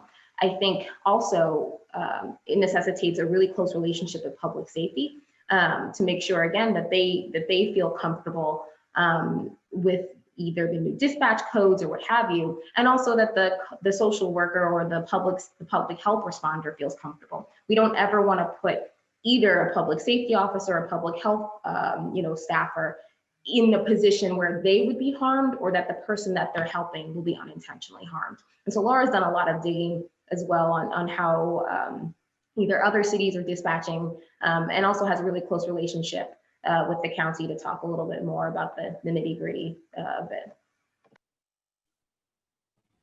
Thanks, Chief, and thanks, Councilmember. You're right. I know that we've had through some larger meetings, the city's been briefed on kind of the complexity, which is more than we thought even. So even though like Philadelphia receives more 911 calls a day, Allegheny County has something like 100 police departments and 70 fire departments and 40 EMS services that have to be dispatched across 130 municipalities.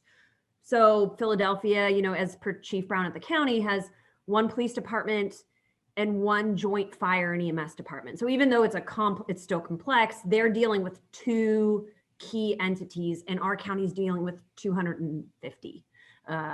So dispatch is extraordinarily important and very, very difficult. I think where we are is that we're going to move in parallel to some of the work that the county is doing in partnership with the municipalities around that understanding dispatch. We can still do a lot without having to wait for some sort of transformation of dispatch in this county. And again, dispatch does an excellent job. It's a very difficult job, and we recognize that this problem has emerged over many years, and it doesn't get fixed in a matter of days, weeks, or months.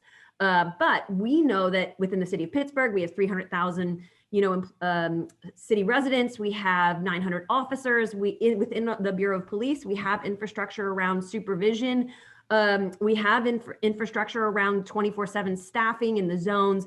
So we want to first start with building the trust with our public safety department, building the trust with our zones, and working in a way that is potentially more neighborhood based.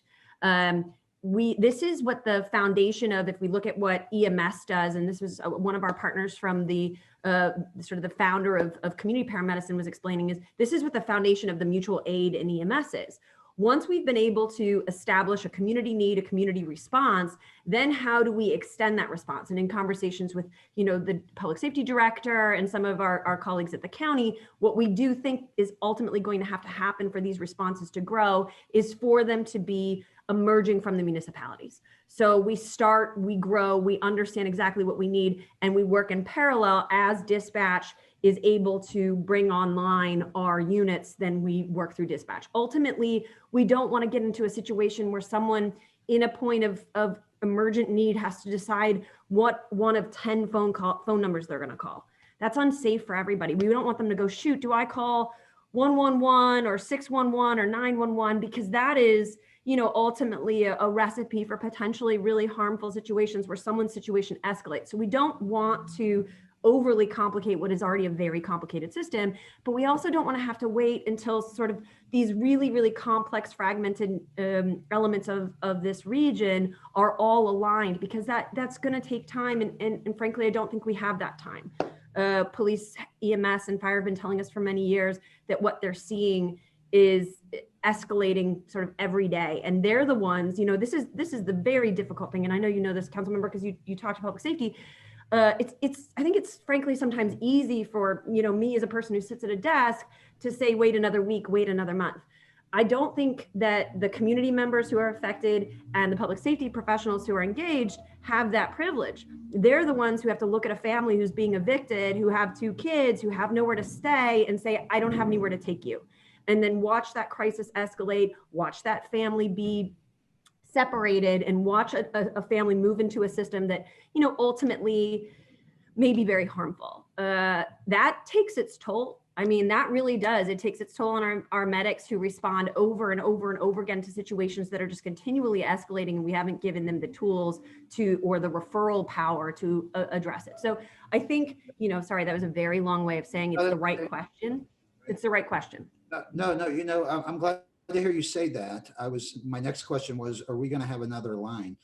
You know, people know 911 and that's who they call. And I think it's hard to change. It's a habit and it's a good habit, you know, obviously, but you know, I didn't want to get into like, you know, social services is 566, you know what I mean? It's not something that we could change at this date, I don't feel.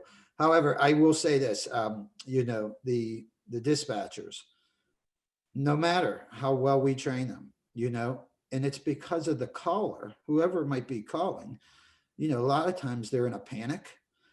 They're saying things that, you know, sometimes aren't right, just because of the, you know, fluidity of the situation and the chaos sometimes of the situation. So just in my opinion, I don't feel we could ever fully have a dispatch center that knows where to send a social worker and knows where to send a police officer or EMT or going down the line. That being said, you know, for me, and again, I'm hoping for the best for, you know, social workers to come in and help alleviate, you know, police calls and EMT calls and all that thing. But for me, I think to myself, a police officer still will have to respond to the scene because you cannot rely on the caller and you can't rely on the dispatcher either, you know, and you could get a call for what seems like a minor thing that you could send a social worker to, but it's not. And I know that, and I've seen it 1,000 times. You really never know what you're walking into. So I personally, and I won't be making the plan, thank God, but I personally think a police officer will still have to respond to 911 calls. Now, at that point, once the police officer surveys it, sees there's no weapons, and whether it's mental illness or a medical emergency, then the police officer contacts the necessary, whether it be a social worker or EMT or fire department. Does that make sense to you? Or tell me how you see it if it doesn't.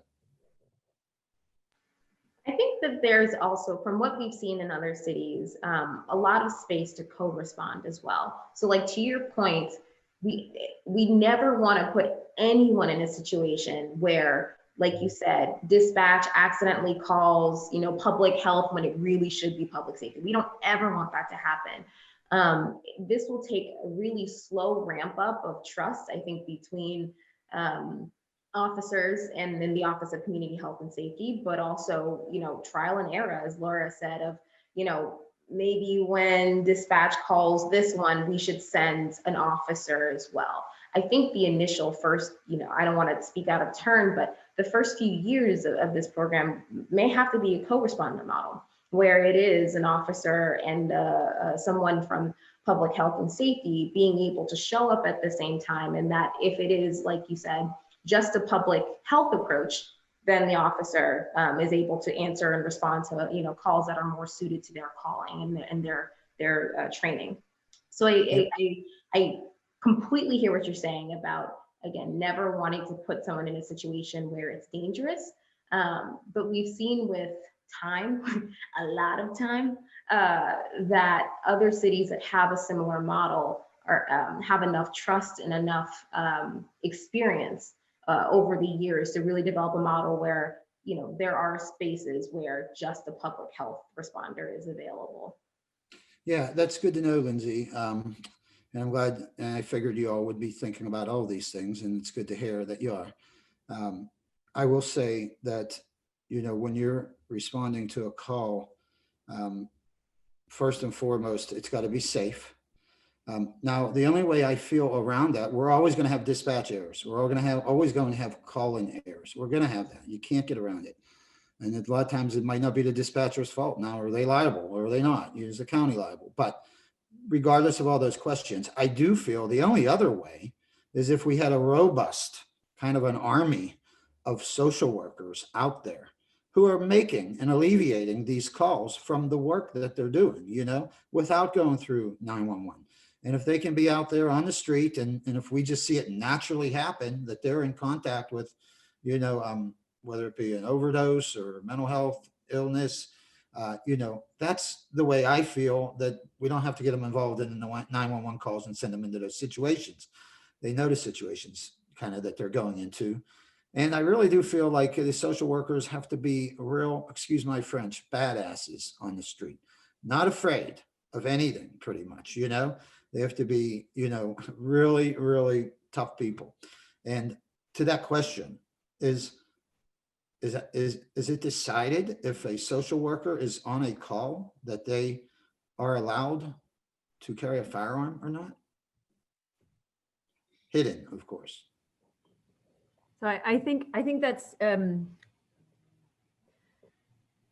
I think that we don't want to put social workers in a position where they need to carry firearms. I think it likely undermines the role that a social worker would play. If a social worker needs to carry a firearm, then we really need to rethink the approach we're taking, which means that that person inherently feels unsafe in the role that we're putting them in, and therefore that's not an appropriate role for them to be in. I think what you're describing is public health in a nutshell, right? It's how do we actually handle everything upstream so it doesn't get to the point of calling 911? Because honestly, what has happened is that there is no 24/7 person to call, so police get called. And that sucks. You know, that sucks for law enforcement, it sucks for the community. So what we really do want to do is say, okay, we're done with this paradigm where there's no one, and then there's police. Because that's just not meeting the needs of any of the people involved. I think, you know, social workers will represent a part of this. I can't speak as a social worker, but I would guess that there are a lot of social work professionals that would find carrying a firearm to be kind of in opposition to the, you know, their training and the role they play. But they're going to be very, very much a part of building out what a safe response looks like. Because I think ultimately, as Chief Powell and you've emphasized, safety has to come first. We are not doing this recklessly. It has to be done in a way where we're thinking about that. And, you know, I think the other thing is that if we're able to start to meaningfully address things upstream or after the fact, then we rely less on law enforcement. It doesn't mean we don't need law enforcement. They're extremely important. And the credit I especially want to give is, you know, I've worked with enough officers who have, and medics who have talked to me about the work that they've done to connect people with services. So what ended up being a call that could have been very quick, they get there, they realize there's no crime being committed, there's not a situation that's necessarily immediately unsafe, they could leave. Very often they could leave. But we have a lot of officers who say, this is not right. This is not okay for the person who's here. I'm going to call, you know, as Director Chapman was saying, I'm going to call Area Agency on Aging. I'm going to call Homeless Outreach. I'm going to call this Drug Use Centers of Excellence or the Treatment Centers of Excellence. I'm going to actually serve as not just the person who is tasked with enforcing law. I'm going to now move into this case management role. And they are working very hard at it. I mean, you know, we can look at Chief Kudrov and the development of Pittsburgh. That was absolutely in response to the fact that public safety professionals have been put in the position because of the interactions they have with the community to help the community members navigate systems. And what we're saying is police can do that, but should they have to do that? Why wouldn't we have, as Chief Powell saying, a co-response or a follow-up response, someone who says, look, you know, Officer Laura came and saw you. Sounds like, you know, no additional need from law enforcement, but that you have a housing issue. So let's just focus on that. And maybe that's someone who's working for the Office of Community Health and Safety or the Bureau of Police or the Public Safety, or maybe that's an existing relationship that person has, and we don't need to recreate that. We can just reconnect them with these providers that exist. Maybe it's a community care model. You know, maybe we have in some communities where they say, I don't want a social worker. What a social worker associates with me is systems involvement, and I don't trust systems. But I will work with my neighbor. I will work with an advocate who works there. So I think, you know, we want it to be more nuanced than crime and crisis.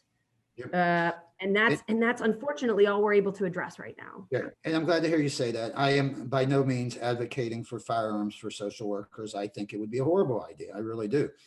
You know, it's just an accident waiting to happen. So, and they will be put in situations, I will tell you, you know, unknowingly, and they will be in harm's way at times. And, you know, these social workers, whoever they are and wherever they come from, you know, it's a heck of a job for them to tackle. But it does sound like you all are moving in the right direction. I want to have confidence that social workers can alleviate police work at the same time, whether it be from transferring money to support it. If that's the case, that's great. If the police don't have to respond to as many calls. I'm not sold yet. It's a long road, I believe, but I'm glad you all are working on it. I want to believe in it, and I hope it does work. And the best thing I heard you say, Laura, that you value public safety's input. If we don't, you're losing. I got to tell you, they know better than anybody because they're the ones responding to the scene. Councilwoman Gross and I and some others, we sat with the top brass, and yes, they are responding to everything at this point. They are, and we need to alleviate that. How to get there, I'm hoping you all come up with some dynamite plan and we get the stats and in a couple of years, and yes, it's working, and police calls are down, and people are getting in the right places rather than prison. And, so I'll hold out hope for all the best. And I just wanted to thank you all for being here. I have confidence in you. And that's it for me. So back to you, Chairman Lavelle. Thank you very much. Comment from other members. Councilman Wilson, and then we'll have Councilwoman Gross after that. Councilman Wilson. Yes, thank you, Chair. And thank you, Laura and Lindsay, for everything you've gone over so far and your dedication to the new office. I had some nuts and bolts questions at first, just quite simply. I see $20,000, that line item, but I realize that there's the Stop the Violence Trust Fund with the 5.3. Can you explain why it would be so difficult for someone to sift through this budget this year to understand where the line items are for these offices? I can start that. I don't think that it was intentionally as confusing as it is. I think, to be frank, we put together this office knowing that it was the right thing to do and it was due time for a response like this, but created it without being entirely sure of where the funding would come from.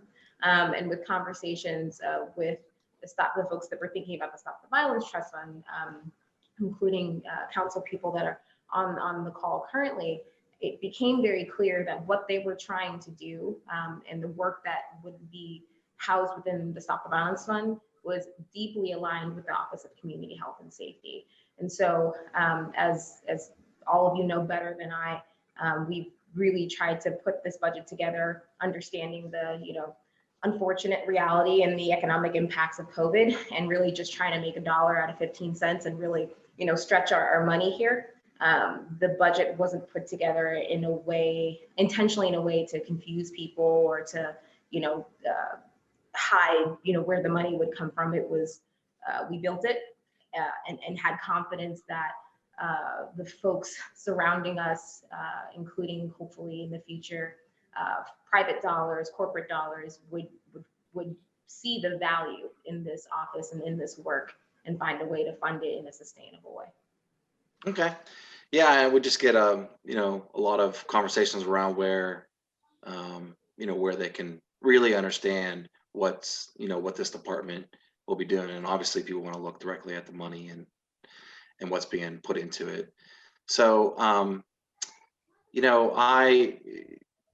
a supporter of this office, and I'm really looking forward to the partnership. And also, I've already started to partner with with Cornell and Tylee, and to really understand where how that's going to be, that component's going to be implemented. And so I see the professional services for $2 million. Can you tell us what that's going to cover? Is that their line item, or is that the full-time line item for that program? So the professional services bit was really to make sure within the Stop the Violence Fund, there was an interest to make sure that there were grant dollars as well that were able to be given to community organizations that, to Laura's initial point, are already doing the work. We don't at all want to duplicate community groups that do amazing, violence prevention in their own communities because they know their neighbors, they know their streets. We wanted to make sure that that funding was available for them to continue their work and to expand it if possible. So as you move forward with building this office, what I guess I'll talk about the different partnerships that we have with other cities, and recently we had a sister city contract to keep that program going, but we've dropped some other I don't know, memberships, and so in that same light, and you're referring to different cities that have implemented and are starting to implement stuff like this. Is there somewhere that you all can go and have this conversation with other cities to learn more and how we can grow? I can start. Laura's also been working on a grant or a partnership with NLC that I'll let her talk about. But part of the reason that I have been so closely tied to this work is from the policy perspective. Once the office is fully stood up, that person will live separate outside of the mayor's office, and they'll have their own person to do this work. But been working really closely with Laura to do that research. What other cities, to your point, are doing this work already? Are there pieces of it that we can steal, that we can replicate, that we can Pittsburghize, and make it appropriate for our reality here? We've talked to several cities, several program providers to really, again, thoroughly understand what they do, their landscape, which I think is really important because Pittsburgh is very different in that we are a fractured, municipality. We don't have the powers of the health department. We don't have the powers of, in other cities where they have more of a, I want to say, like connected homelessness care providers. We just have a very different landscape. And so we've been doing a lot of research, a lot of reaching out to different cities, like I said, who are thinking about this, have started this work to see what they've done, and again, how we can make it work for Pittsburgh. But if there are cities in particular, Councilman, that you have seen programs that you've heard of, please let us know. We've gotten some recommendations from council folks who heard about this, read about a particular program, and wanted to make sure that we read it and followed up. So if there are things in particular you're thinking about, please let us know, and we'll be happy to. Well, thanks. I just know that this is a national conversation of change and or additional services. So I'm just curious on what that looks like. Now, you talk about in the next year you will be learning and gathering the information on what you need to really implement the programs and the response. Will you be doing, can you allude to what you would be doing? Like, would you be doing ride-alongs with officers? Would you be doing, checkup, shadowing, with DHS? Can you expand on that? And and the follow-up question that would be, when would we actually see the first time someone from this office responds in a way, and you would track that response? Thank you, Councilmember, and very, very good questions. I did just want to add, in terms of if you don't mind, the national models, you're absolutely right. I think we're trying really hard to learn from those models, but recognizing, and Councilmember Strasburger had brought up Cahoots in a different conversation, and that's been in existence for 30 years. It's a phenomenal program. It works extremely well in Eugene, Oregon, so we can learn a lot. But, I think she may have said, if we picked it up and dropped it in the city of Pittsburgh with all of the existing infrastructure, for many reasons, it still might not work. So I think we're really trying to balance what those national models are, what's working, with what we are hearing locally and hearing and seeing locally. And so to that end, I think we'll see on a true response, we will likely have our AHN partner program co-responding, they will co-respond in the next year. And so that will happen. That is part of the relationship that we're building with them. So that will happen. As we are developing the needs assessment, I think we'll better understand who the personnel are that are either in this office or that are working with us in social service agency partnerships or community partnerships. And so I think it's all going to be predicated on how those partnerships are evolving and how that trust building is going. I think it would probably be remiss for us to say by August we will have a co-response, because I think if police say we haven't co-trained enough, we don't have the relationship, if the community says we don't believe that this is safe yet, we really do want to listen. On the other hand, we want to apply as much urgency as possible. In terms of how we're going to get that information, absolutely, we're going to learn national models. We're going to look at data. We already have excellent, analytics in police. We have excellent information that we can get from the county, from the health department, and from our public safety bureau. So we want to look at that. We do want that experiential learning, but we have to do it mindfully with COVID. In a non-COVID time, ride-alongs would be the very first thing we'd be doing. Police, fire, EMS, walk-alongs with park rangers, really getting to know exactly what that looks like. We're approximating that. We're doing our best. We have, colleagues in police who are running focus groups as it is now, and trying to talk to officers that, frankly, doubt this, right? Because actually that's who we want to hear from. We don't want to be in the echo chamber of the people who think this is going to work. We actually want to learn from the people who have reservations, and then try to incorporate those reservations into the development. So as we bring staff on, we would imagine, to the degree it's possible, co-training, and with whatever that next academy class might look like, we would imagine ride-alongs. We would imagine even facilitated walk-alongs. So can people go on outreach in a way that's safe, right? We don't want to bring law enforcement into a space that is reserved for a relationship between a human service provider and an individual who may need those services.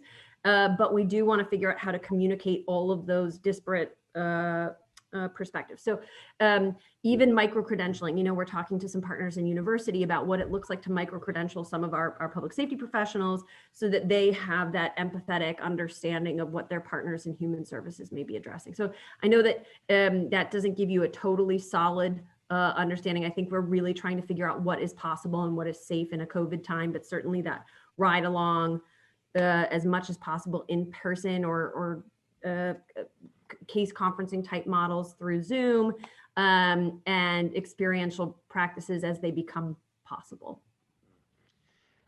Thank you. And when we had, I can't remember what meeting it was, we had the Chief Schubert on I think it was the budget hearing, and talking about how they do, work with people in a crisis situation. In particular, he mentioned when, someone is maybe thinking about committing suicide. And so, you said a line earlier that really grabbed me, which was, you want to get more nuanced than just the crisis.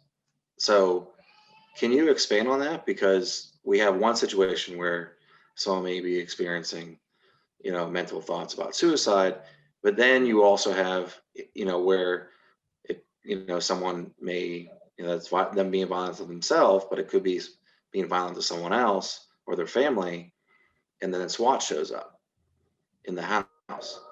So can you tell me how this is going to be, how we're going to really make sure that there's going to be a proactive approach to understand, or before it gets to that point, or will you also be involved at that point as well?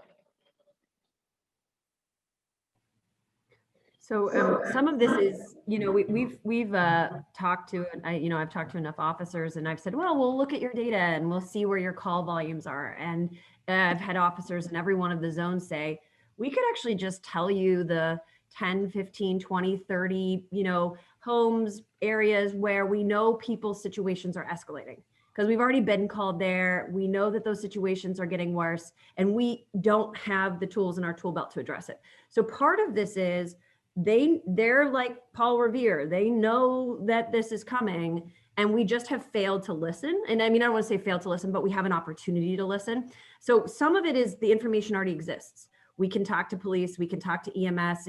Chief Pinchuk has called me on a few occasions and shared that there's, a particular situation, without revealing too much information, but there would be, he would say there's a particular situation, someone has a mental health crisis. I would really like you to provide me with some additional insights into who I can call for this person. So public safety knows, because, they're in the community every day. And so we can tap into that. So that's, I think, part of it. And it gets back to what what Councilmember Coghill was even saying about that upstream public health type intervention before waiting until it gets to that point of, you know, someone attempting suicide. I think we want to be really careful about saying that we're going to send in this, you know, new responder network into a situation that has such significant implications. So I don't want to speak ahead of that. SWAT's role is really important in a lot of situations, and I don't want to speak and say, well, we'll send a social worker into a situation where there's a potential for a violence. That's just not what we should commit to. On the other hand, if we know that a situation has transpired and there's been there's not really been a resolution, that's where we want to send in the additional follow-up, right? So if someone has made an attempt and or has threatened to take their life, and the police know about it, and that person is back on the street in 3 hours, okay, well, we need to do something about that. We can't just have the officers respond again and again and again, because they, you know, it's like watching someone on the train tracks. You know, eventually the train is coming, and so I think that's what we're focused on right now, which is high utilization, very clear need, and then that follow-up and moving toward what safe, responsible, nuanced response is. It's absolutely where we need to get, but I don't want to overcommit without having those community conversations and without having that public safety input. Thank you. The last question I have is, how will your program be integrated with the AHM pilot program? Sure. So, AHN probably you all know as background that this program was funded through CARES funds, ESG funds, and it was in response to very real fear that we're going to see mass evictions. And as a result, we will see a lot of individuals who have unmet needs and are engaging with public safety. And so the issue that we're talking about now, where public safety has not been afforded the tools to really assist a person in a complex situation, now they have more of these individuals and they still don't have the resources. So that was the genesis of this. And then of course, there's been a lot that's occurred since. So the AHN program will work directly with public safety, with the zones, with the EMS Bureau to work toward what co-response looks like, but we'll be helping to facilitate that collaboration. We don't want to own a healthcare homelessness response. We don't want government to necessarily own that either. So I think we look at this as something that can shore up the public safety response and have a direct relationship with public safety, and that we will just be there to help to bring them together, but don't need to necessarily sit in the middle and provide any middle people in the Well, thank you for that. Thank you for that. So I have no further questions. And I do know that Councilwoman Strasburger has to get to but if she has any questions, Chair. So thank you. I know I said Councilwoman Gross will be next, but I do know Councilwoman Strasburger is supposed to be in another meeting right now. So we could indulge and allow her to ask her question so she can then leave. That's sure, okay. Absolutely. Thank you. That's fine. Thank you. Thank you, Mr. Chair, and thank you, Councilwoman. I appreciate that. I think other members ask many of my questions, which is good. I only have then I think two, and I'll be brief. First of all, thank you both for being here. Thank you for the work you currently do. Thank you for the work that you're about to take on in addition to your current role. I think a lot of people, playing off of what Councilman Wilson alluded to, see this budget and see this office as being very, very small. They see $20,000. That's it. That's all that's going to this. And even understanding that, there's an additional $5 million from the trust fund that will be involved in helping to fund new positions and some existing positions. I think people might not understand that it's not just an office that will be operating by itself in a silo. And that's all that it has to bring to bear, that there's a whole constellation of other players out there. And Laura, you mentioned 4 pillars. I guess either of you, if you could outline maybe examples of some of the other partners. We've talked about them a little bit, AHN, EHS, the county, and the resources they bring to bear. But if you could kind of, outline a little bit sort of cohesively how they fit into maybe each of those pillars, or just in general, like list out who else we're leveraging and how, knowing of course that you don't know exactly what it's going to look like because you haven't mapped out all the different or fleshed out all the different responsibilities, but just so people get a sense of this is not just an office working in a silo.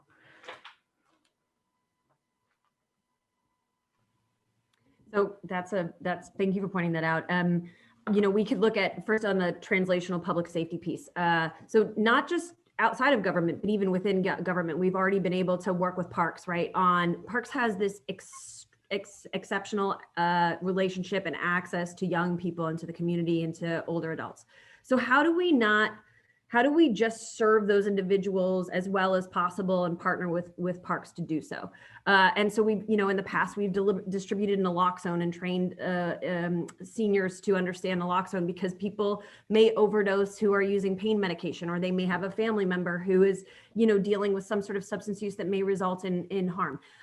We've, as mentioned, worked with Director Vargas around making sure that there were personal flotation devices available. Those are, you know, small examples, but something that we can do on a very ongoing basis because those connections already exist. So there's inside the government relationships that we can facilitate. I mean, we can look at our partners in PLI, just like public safety. We can say PLI is going into homes and maybe seeing situations in which a person has unmet needs and may be able to facilitate a meaningful connection for that person that can preempt additional harm. And of course, that's with permission and with appropriate approach to it. So there's in the government existing partnerships that we can just continue to foster. Outside, you know, we can think about the health department, right? So the health department, it looks at a whole host of challenging situations, unhealthy and unsafe situations that the community may experience. And then we can look and say, you've identified this. Our public safety professionals engage with the community every day. What is the way that we say we have the access, we have the knowledge, all we need to do to get is to bring together the resources. So, you know, police, and then I don't want to take any credit for this, this is all done through the Bureau of Police, but they know that there's food insecurity and we've talked about it. That's a public health intervention. They're making sure that individuals are getting food access, whether that's Parks, whether that's public safety, who otherwise wouldn't have it. So I think we're really trying to firmly look at what we already have in our control, and then we want to build out. So as the health department, you know, I'll point to the hepatitis A vaccinations. We know that there have been areas of the country where there's been increases in hepatitis A. We know that we have the opportunity through some programs with medics to actually vaccinate individuals. How do we partner with the health department when they're having health fairs in communities to make those vaccinations available? We could look at Resolve Crisis. You know, Resolve Crisis already works with the Pittsburgh Bureau of Public Safety, Department of Public Safety. How do we make sure that that relationship, you know, continues to strengthen, that expectations are meeting the realities of what needs are, and that communication is strong? So if police feel that they want to have a more rapid response, and there's a reason why that response may not be occurring in the way that's expected, rather than there just being a disconnect, how do we bring everyone together and say, this is why this is happening and this is what you can expect? So, you know, we envision the health systems having a really critical role. We envision looking at things like jail discharge. We know if an individual leaves jail, they're walking right out into downtown. That's right out into zone 2. If they have unmet needs that may escalate into unsafe behavior, it's highly likely that police or EMS may be called as a result. So what do we do to kind of close that gap? How do we continue to build a strong relationship with the jail so that when discharge occurs, we have a partner come in? Maybe that's AHN, maybe that's a DHS, maybe that would be Resolve, but we want to be able to make that need known and continue to build the partnership to fill that gap. So it's going to be at every phase. And I think, honestly, we're just going to have to figure out what falls within the purview and is appropriate for city government to do. And then what we really know is out of our wheelhouse and can be done better by community members, community organizations, or, you know, county government. I think by next budget season, it would be incredibly helpful for us to have almost a visualization of that, like I said, the constellation of partners and what you think as of that snapshot in time, what their role could be in relation to the office, because I think we do have to think of it as a whole rather than just by itself, as sometimes budgets make it look like. My only other question is, how do you expect, knowing what you know now, how do you expect this office to perhaps grow in the next 5 years? Chief Powell, do you want to take that one? Yeah, I can start. I mean, I think that the first few years will be a pilot. I mean, not so much a pilot, but it'll be us continuing to learn from our mistakes, to understand where the gaps are in these systems, and be more responsive to the crises we see.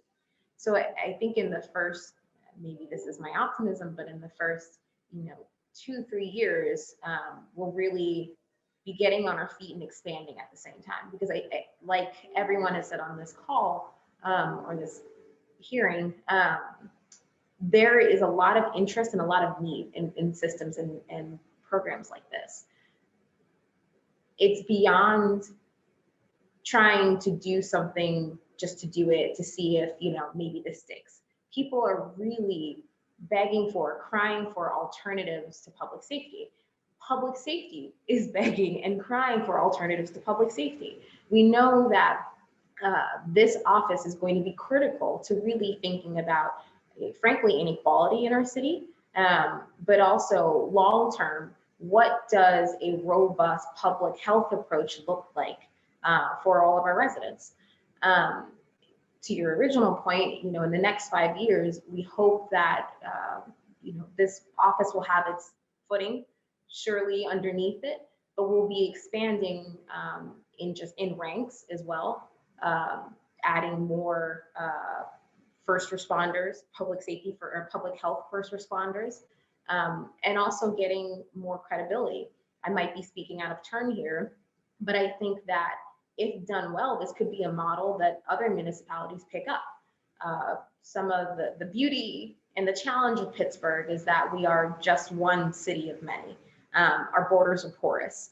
And so, a crisis that happens in Pittsburgh will be responded to differently than a crisis in Wilkinsburg, than a crisis in Sharpsburg, than a crisis in Etna. So how can we, as we again learn and grow, use this office to possibly nudge our city counterparts?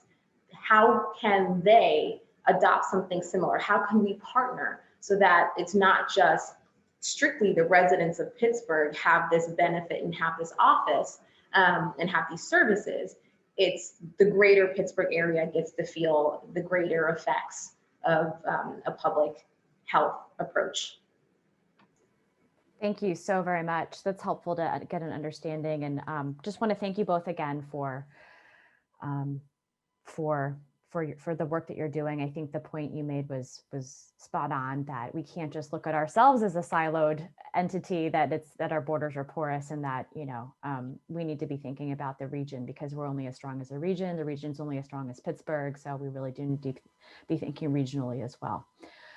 Thank you, Mr. Chair, and I'll turn it back over to you. Thank you, Councilwoman Gross. Thank you, Mr. Chair. There I am. Okay, thank you for that. First of all, like the other members, Mr. Kresge and Director Powell, I'm a huge fan of your work. You've been doing a lot. I've seen Laura in action in Bloomfield, where we had a resident with needs. And so I know you already had this kind of network developed where you're able to coordinate between the social service providers, and that you're starting with the resident and their needs, and then trying to figure out how to get those needs. So it's casework, but it's also coordination between the different entities. I'm really struck that this picture that you painted, that officers are basically trying to do casework themselves. And so those are hours on site where they're not really doing policing. They're doing the social service work.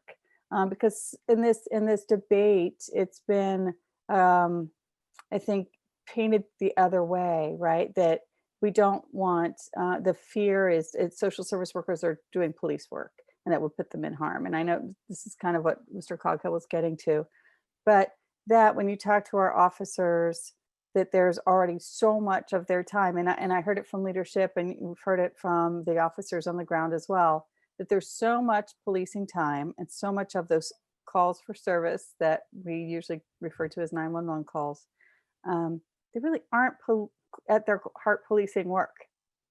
And so the police have been trying to do more and more and more because there's so many needs out there. But we're now in this really public conversation of saying, like, well, do we really want police to be responding to everything? And really not every need in the city is one that an officer needs to fill, frankly, right? And so I think I'm very supportive that we allocate these funds to build out this system where we are able to just then kind of follow up. I've heard you talk about the continuity of relationship with the resident who's in need, that's also a need that officers are just not able to fill. I've heard you say that there's most zones kind of already know where there's a 10 to 15 households that may be in crisis or escalating crisis. What do we have, 6 zones? So there's like 100 households out there that we already today could start with. They're not always going to be the same households. Once, if we were able to fill their needs, there would be another 10 households per zone who may be developing needs, but that we can go out there and then we can release the officers to do the work that officers need to do, right? And so I've said it directly to leadership faces, and I'll say it again here. I've also heard some officers wanting to shoulder that burden and saying, but there are these we want officers to also do the good community work. But we really have to, as a city, talk about kind of where we put the dollars and put the staffing. So I really do believe that this is right to build out this capacity. And I just want to say to you all, because I've said it elsewhere in social media posts and other things, that this conversation is still about how to respond to the after calls for service. But what I heard from so much of the protests over the summer and so much of the community activism and the emails to my office and the testimony was that the community still is looking for dollars to be invested that are just in those things like the recreation centers, the food, the childcare support that we're talking about with the other kinds of departments, right? And so I don't want you all to think that I'm not valuing your work, and I don't also want to fund your work here, because I think it's both ends of the 911 call, right? Like what I'm really hearing from so many residents is like they feel that we've had so much disinvestment. Honestly, we really have had so much disinvestment and austerity for 20 years in the city that we've cut back on the kinds of programs that they're just outright in the streets demanding now. That we support housing, that we support public goods, that we support rec centers, that we support neighborhood development. And so we're struggling to find a way to do that too. Because that is the part where maybe if we do those investments that raises the quality of life for everybody, and we can avoid those that 911 calls that were there. I think that this is a way that we can balance out really how much hours we need of policing per year. Because if you're getting the right intervention, the right support, I'd rather say support than intervention, to those 10 or 15 households per zone that are in crisis, that's a significant amount of hours of repeated 911 calls that just never happen, right? If those needs are met and the crisis is resolved. And then what we all want, I think, on all sides of this debate is to have our residents succeed, right? And to be able to be healthy and well and create kind of that community wealth and spread it around. But we get all dug into the details sometimes, and it's hard because we have to make choices as a body, as a council.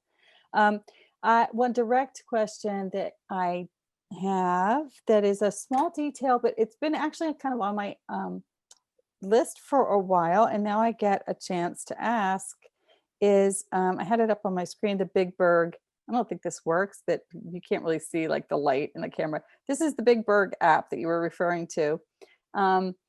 This is a great tool. It's so kudos to the police department and I think some nonprofit providers who collaborated on putting it out. We gave a proclamation when it launched at council. And I think there was I'm going to mess up the title of the nonprofit, for a kind of homeless children's fund that was also related. That, full disclosure, one of my neighbors, I think very near within inside of my house, is involved in as well. So I have a lot of small groups doing the kinds of things that are on the screen, creating food pantries or hot meals or trying to get financial and legal help. How do they get integrated into this data? Even if it's temporarily, like kind of who's monitoring the listing of resources? And I had the exact parallel conversation with United Way and Julie Design at the beginning of the crisis. She was like, well, tell us so we can add to 211, even those little neighborhood efforts that are happening. So how does that work? So thank you, Councilmember Gross. And, I've always loved working with you in Bloomfield and across your district. So I wanted to actually give a shout out to the people that developed Big Bird, because it was pretty visionary. So you're absolutely right. Homeless Children's Education Fund. So Joe Lagana, Carlos Carter, the Child Guidance Fund, which is Pam Golden, United Way, and then the developer himself is named Bob Firth. And so they worked really very hard to try to understand how to lift people out of these situations where they are standing face to face with an officer and both are saying, you don't have what you need, but we have no idea how to even enter the front door of the services that you require. So if you'd like to, we can connect after this. I can help you to get connected with the developer, and we are working to integrate that into the new office as a Vista position so that we could have that be up to date. The one critical element, there's two critical elements to include, three, to being included on Big Bird. The first is that the service has to be free. The second is that it has to be low barrier, so there's not requirements that would preclude or in any way discriminate against users accessing those services. And the third is just that it's consistent, right? So if there is sort of a special like Thanksgiving dinner or holiday dinner, we can put up a banner that would say, there will be dinners across the city for the, the end of December holidays. And so we can do that. So anyways, I'm happy to talk to you more about that. It's really important. I think maybe this is really relevant to this office in particular is Big Bird, though, is only as good as the services behind it. So we can create an excellent front door, but if there's no house, if we just have a front door, people are still in the cold. And so what we're even trying to understand is when is the door locked? When are we running into these barriers where people have helped someone to navigate and then all of a sudden, they walk in and there's no house. And that's not to put it back on any of our partners. This is just, again, a reckoning we're all having about this continuum of services, right? So we know there are extremely strong partners, and we're actually trying to find where the gaps are so we can round those out. I liked, that Councilmember Strasburger said constellation of services, of partners. That's actually the most perfect way to say it. And I think that the continuity of relationships, Councilmember Gross, that you alluded to is exactly the right thing, which is this isn't a one and done. We are actually forming a commitment and a partnership, not just to the service providers and not just to public safety, but most importantly to the community. And it's this recognition that for a very long time, communities, members have known what they needed, and that it's been through many, missed opportunities, difficult to elevate those attitudes. I think the amazing thing, and maybe something that we don't get to elevate very often, is that even in speaking with public safety, they often tell us, we would have less public safety calls, drug-related calls, kind of families in crisis, if over time there was this investment in the well-being of communities, in a community being able to thrive. And I think, I know Chief Powell's on the call and so can speak, but I think there's plenty of things that can be done upstream, even upstream of this office, to ameliorate harmful interactions that are occurring every day because we're kind of letting things get to a point of crisis. So it's the right, that is truly what public health is, which is we don't have to, the analogy is always people floating down the river and they hit the rapids and we're only jumping in to save them when they're at the rapids. And they've been in the river for a really long time. So we don't all have to just jump in at the rapids. We might be able to pull them out earlier and, less harm, right? It's the whole idea of harm reduction. So happy to talk to you about Big Bird. Spot on that community support is extremely critical. And I think we have, a pretty widespread agreement about that. Thank you. I don't know if Chief Powell, if you have anything else to add, but kind of this idea that we need to make communities stronger, right? Because it's in, you can look at the kind of academic research, right? It's really isolation and lack of places to turn and get resources, and that resources don't always have to be, Allegheny County Health or Allegheny County Human Resources, right? Sometimes the resources you need are just that, the people living next door can provide. But when you have everyone in a neighborhood really just living with the bare minimum of resources, then there isn't enough resources to share. So that's really where I hear people wanting to say, come on, city government, invest in us, invest in our people, in our households, in our neighborhoods. And I think that, to that point, that this is a piece of that. And to follow Laura's, analogy, I think what we really need to get are, why are people jumping, or why are people falling in the river in the first place? And while this is a critical but small piece of trying to understand the foundations of inequality in our city, having a robust and having a thoughtful public health response will help us to create those partnerships upstream to make sure that people aren't falling in the river in the first place. To your point, Councilwoman, what are the housing supports that we need? What are the food supports that we need? What are the childcare supports that we need?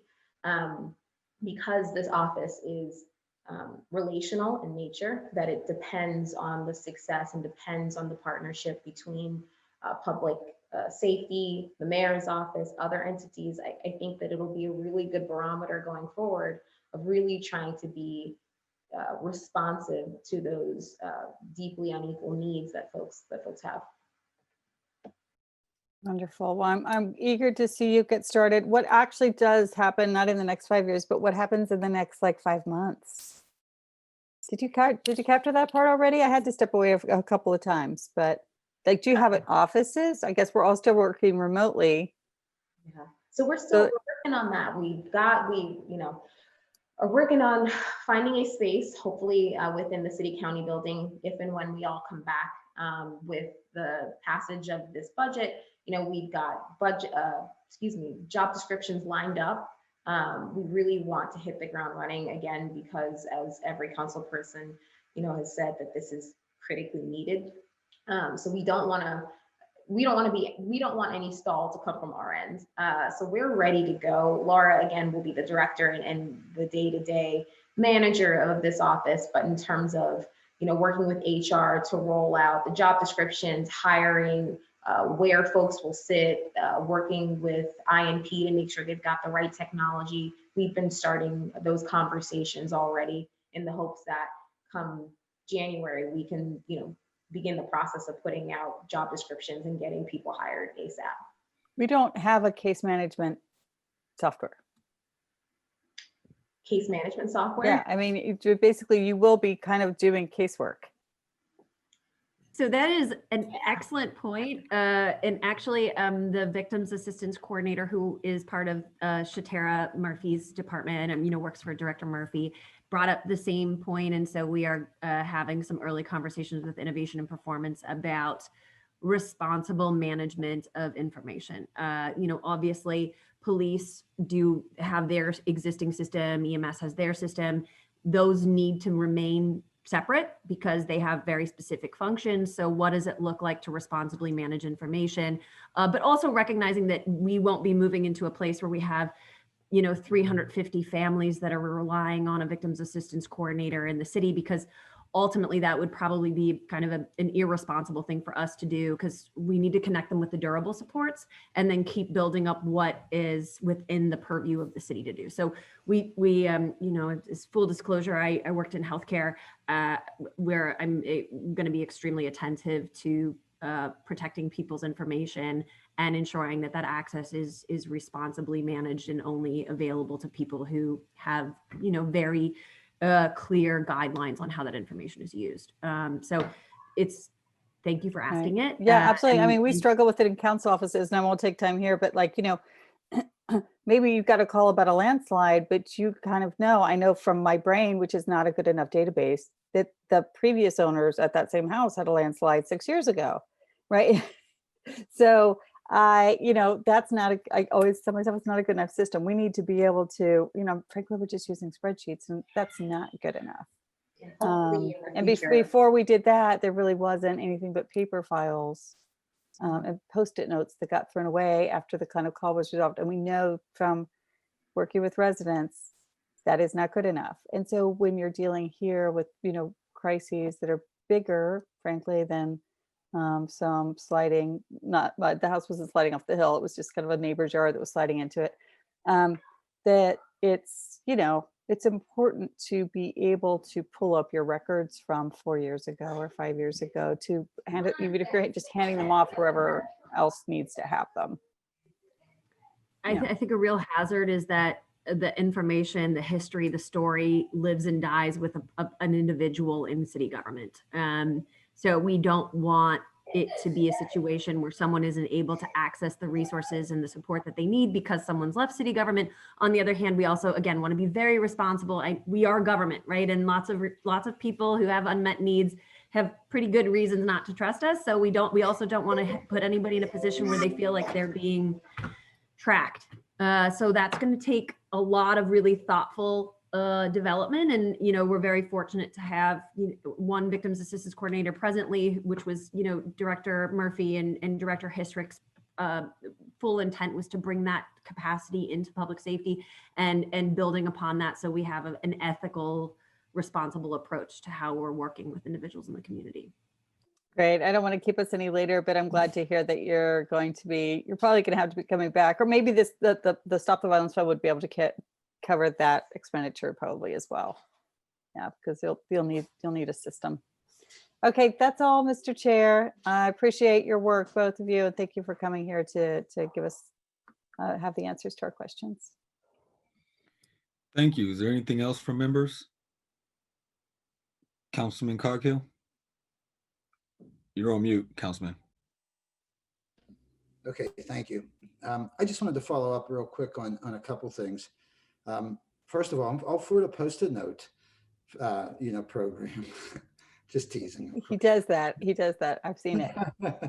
So, but really, what I wanted to say, Lindsay and Laura, was I understand the concerns about the lack of funding for you right now. But am I right in saying that you might not need a lot of funds right away? I mean, it's really about figuring out what's going to work, where it's going to work, how we're going about it. And I'm speaking maybe for the first year or two until we get something that we can prove out there, then we need funding. But is that fair to you? Well, I think being diplomatic, we will work with what we get. Recognizing that this is an extremely difficult time for city government in general, and that it's really complicated to have to choose between which services are most essential, because they all are. There is no shortage of need. If we could bring on 10 or 15 or 20 community-based responders, we could do that. We would do it thoughtfully and carefully, but we could do it. We could scale that, and we could scale it as quickly as the communities and public safety would be comfortable doing. So I think, I think that this office ultimately will need the funding to be able to create that response and to be really with the community, and that we'll be ready when that time comes. And Chief, I'm sorry, I want to defer to you on that as well. No. I was just going to say very quickly, Laura has been real scrappy. If you've worked with Laura, you know that. So we've been really careful, to your point of not trying to, blow the bank on the first year. We've been really conscious of trying to either realign existing positions or utilize resources that we know are free to us. So the budget includes Vista personnel. It includes we're working on in-kind research. We partnered with the new leaders, the National League of Cities, NLC, to make sure that we've got some national think tank folks trying to help us work through our issues and work through kind of this first year. So you're absolutely right. You know, we'll work with what we got, but we're really trying to make sure that every dollar counts and that we're stretching every penny. Right. And Lindsay, I told Laura offline, I have complete confidence in her. And listening to you for the past couple hours now, I have confidence in you as well. And I told Laura, if she can't do it, nobody can. Not to add undue pressure to you, but if you go out there and you find a way to make a program work to alleviate police calls and get the right calls and social workers going the right, there will be funding for you and plenty of it, I believe. So it's all in your hands. You go out there and show us what you can do in the next year, and we'll make sure you have truckloads of money to support you. Right? Thanks. We appreciate it. Laura has been a whiz, and I won't talk anymore, but I feel we are very lucky to have Laura at the city because she's been thinking about this model even before the kind of real funding, real alignment came about. So we are no doubt, Lindsay. And as Councilwoman Gross said, Laura has experience in this field. I've seen her in action myself, and she does great work. So she just seems like the perfect fit for this, and so do you, Lindsay. So thanks. Thank Councilman Wilson.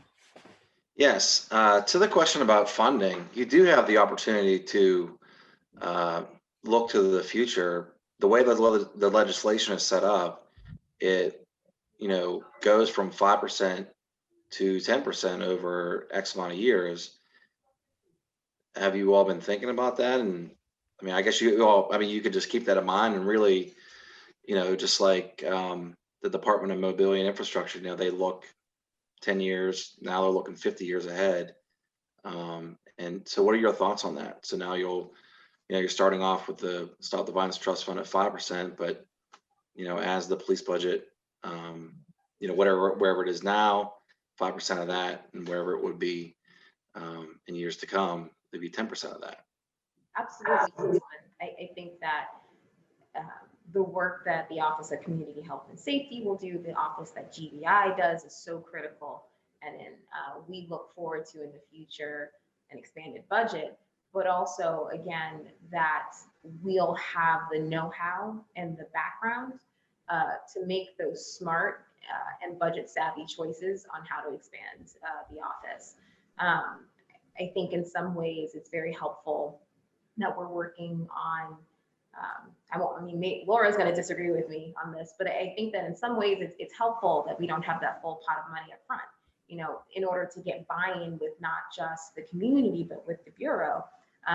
You really need to show what you're talking about. You really need to make sure that you have proof of concept, that you know what you're doing, that you're not harming people, and that this can work. And so I think with this kind of scrappy attitude that Laura's got, but as well the kind of gradual infusion of additional funds, will really be able to prove that this office works and that this model is working.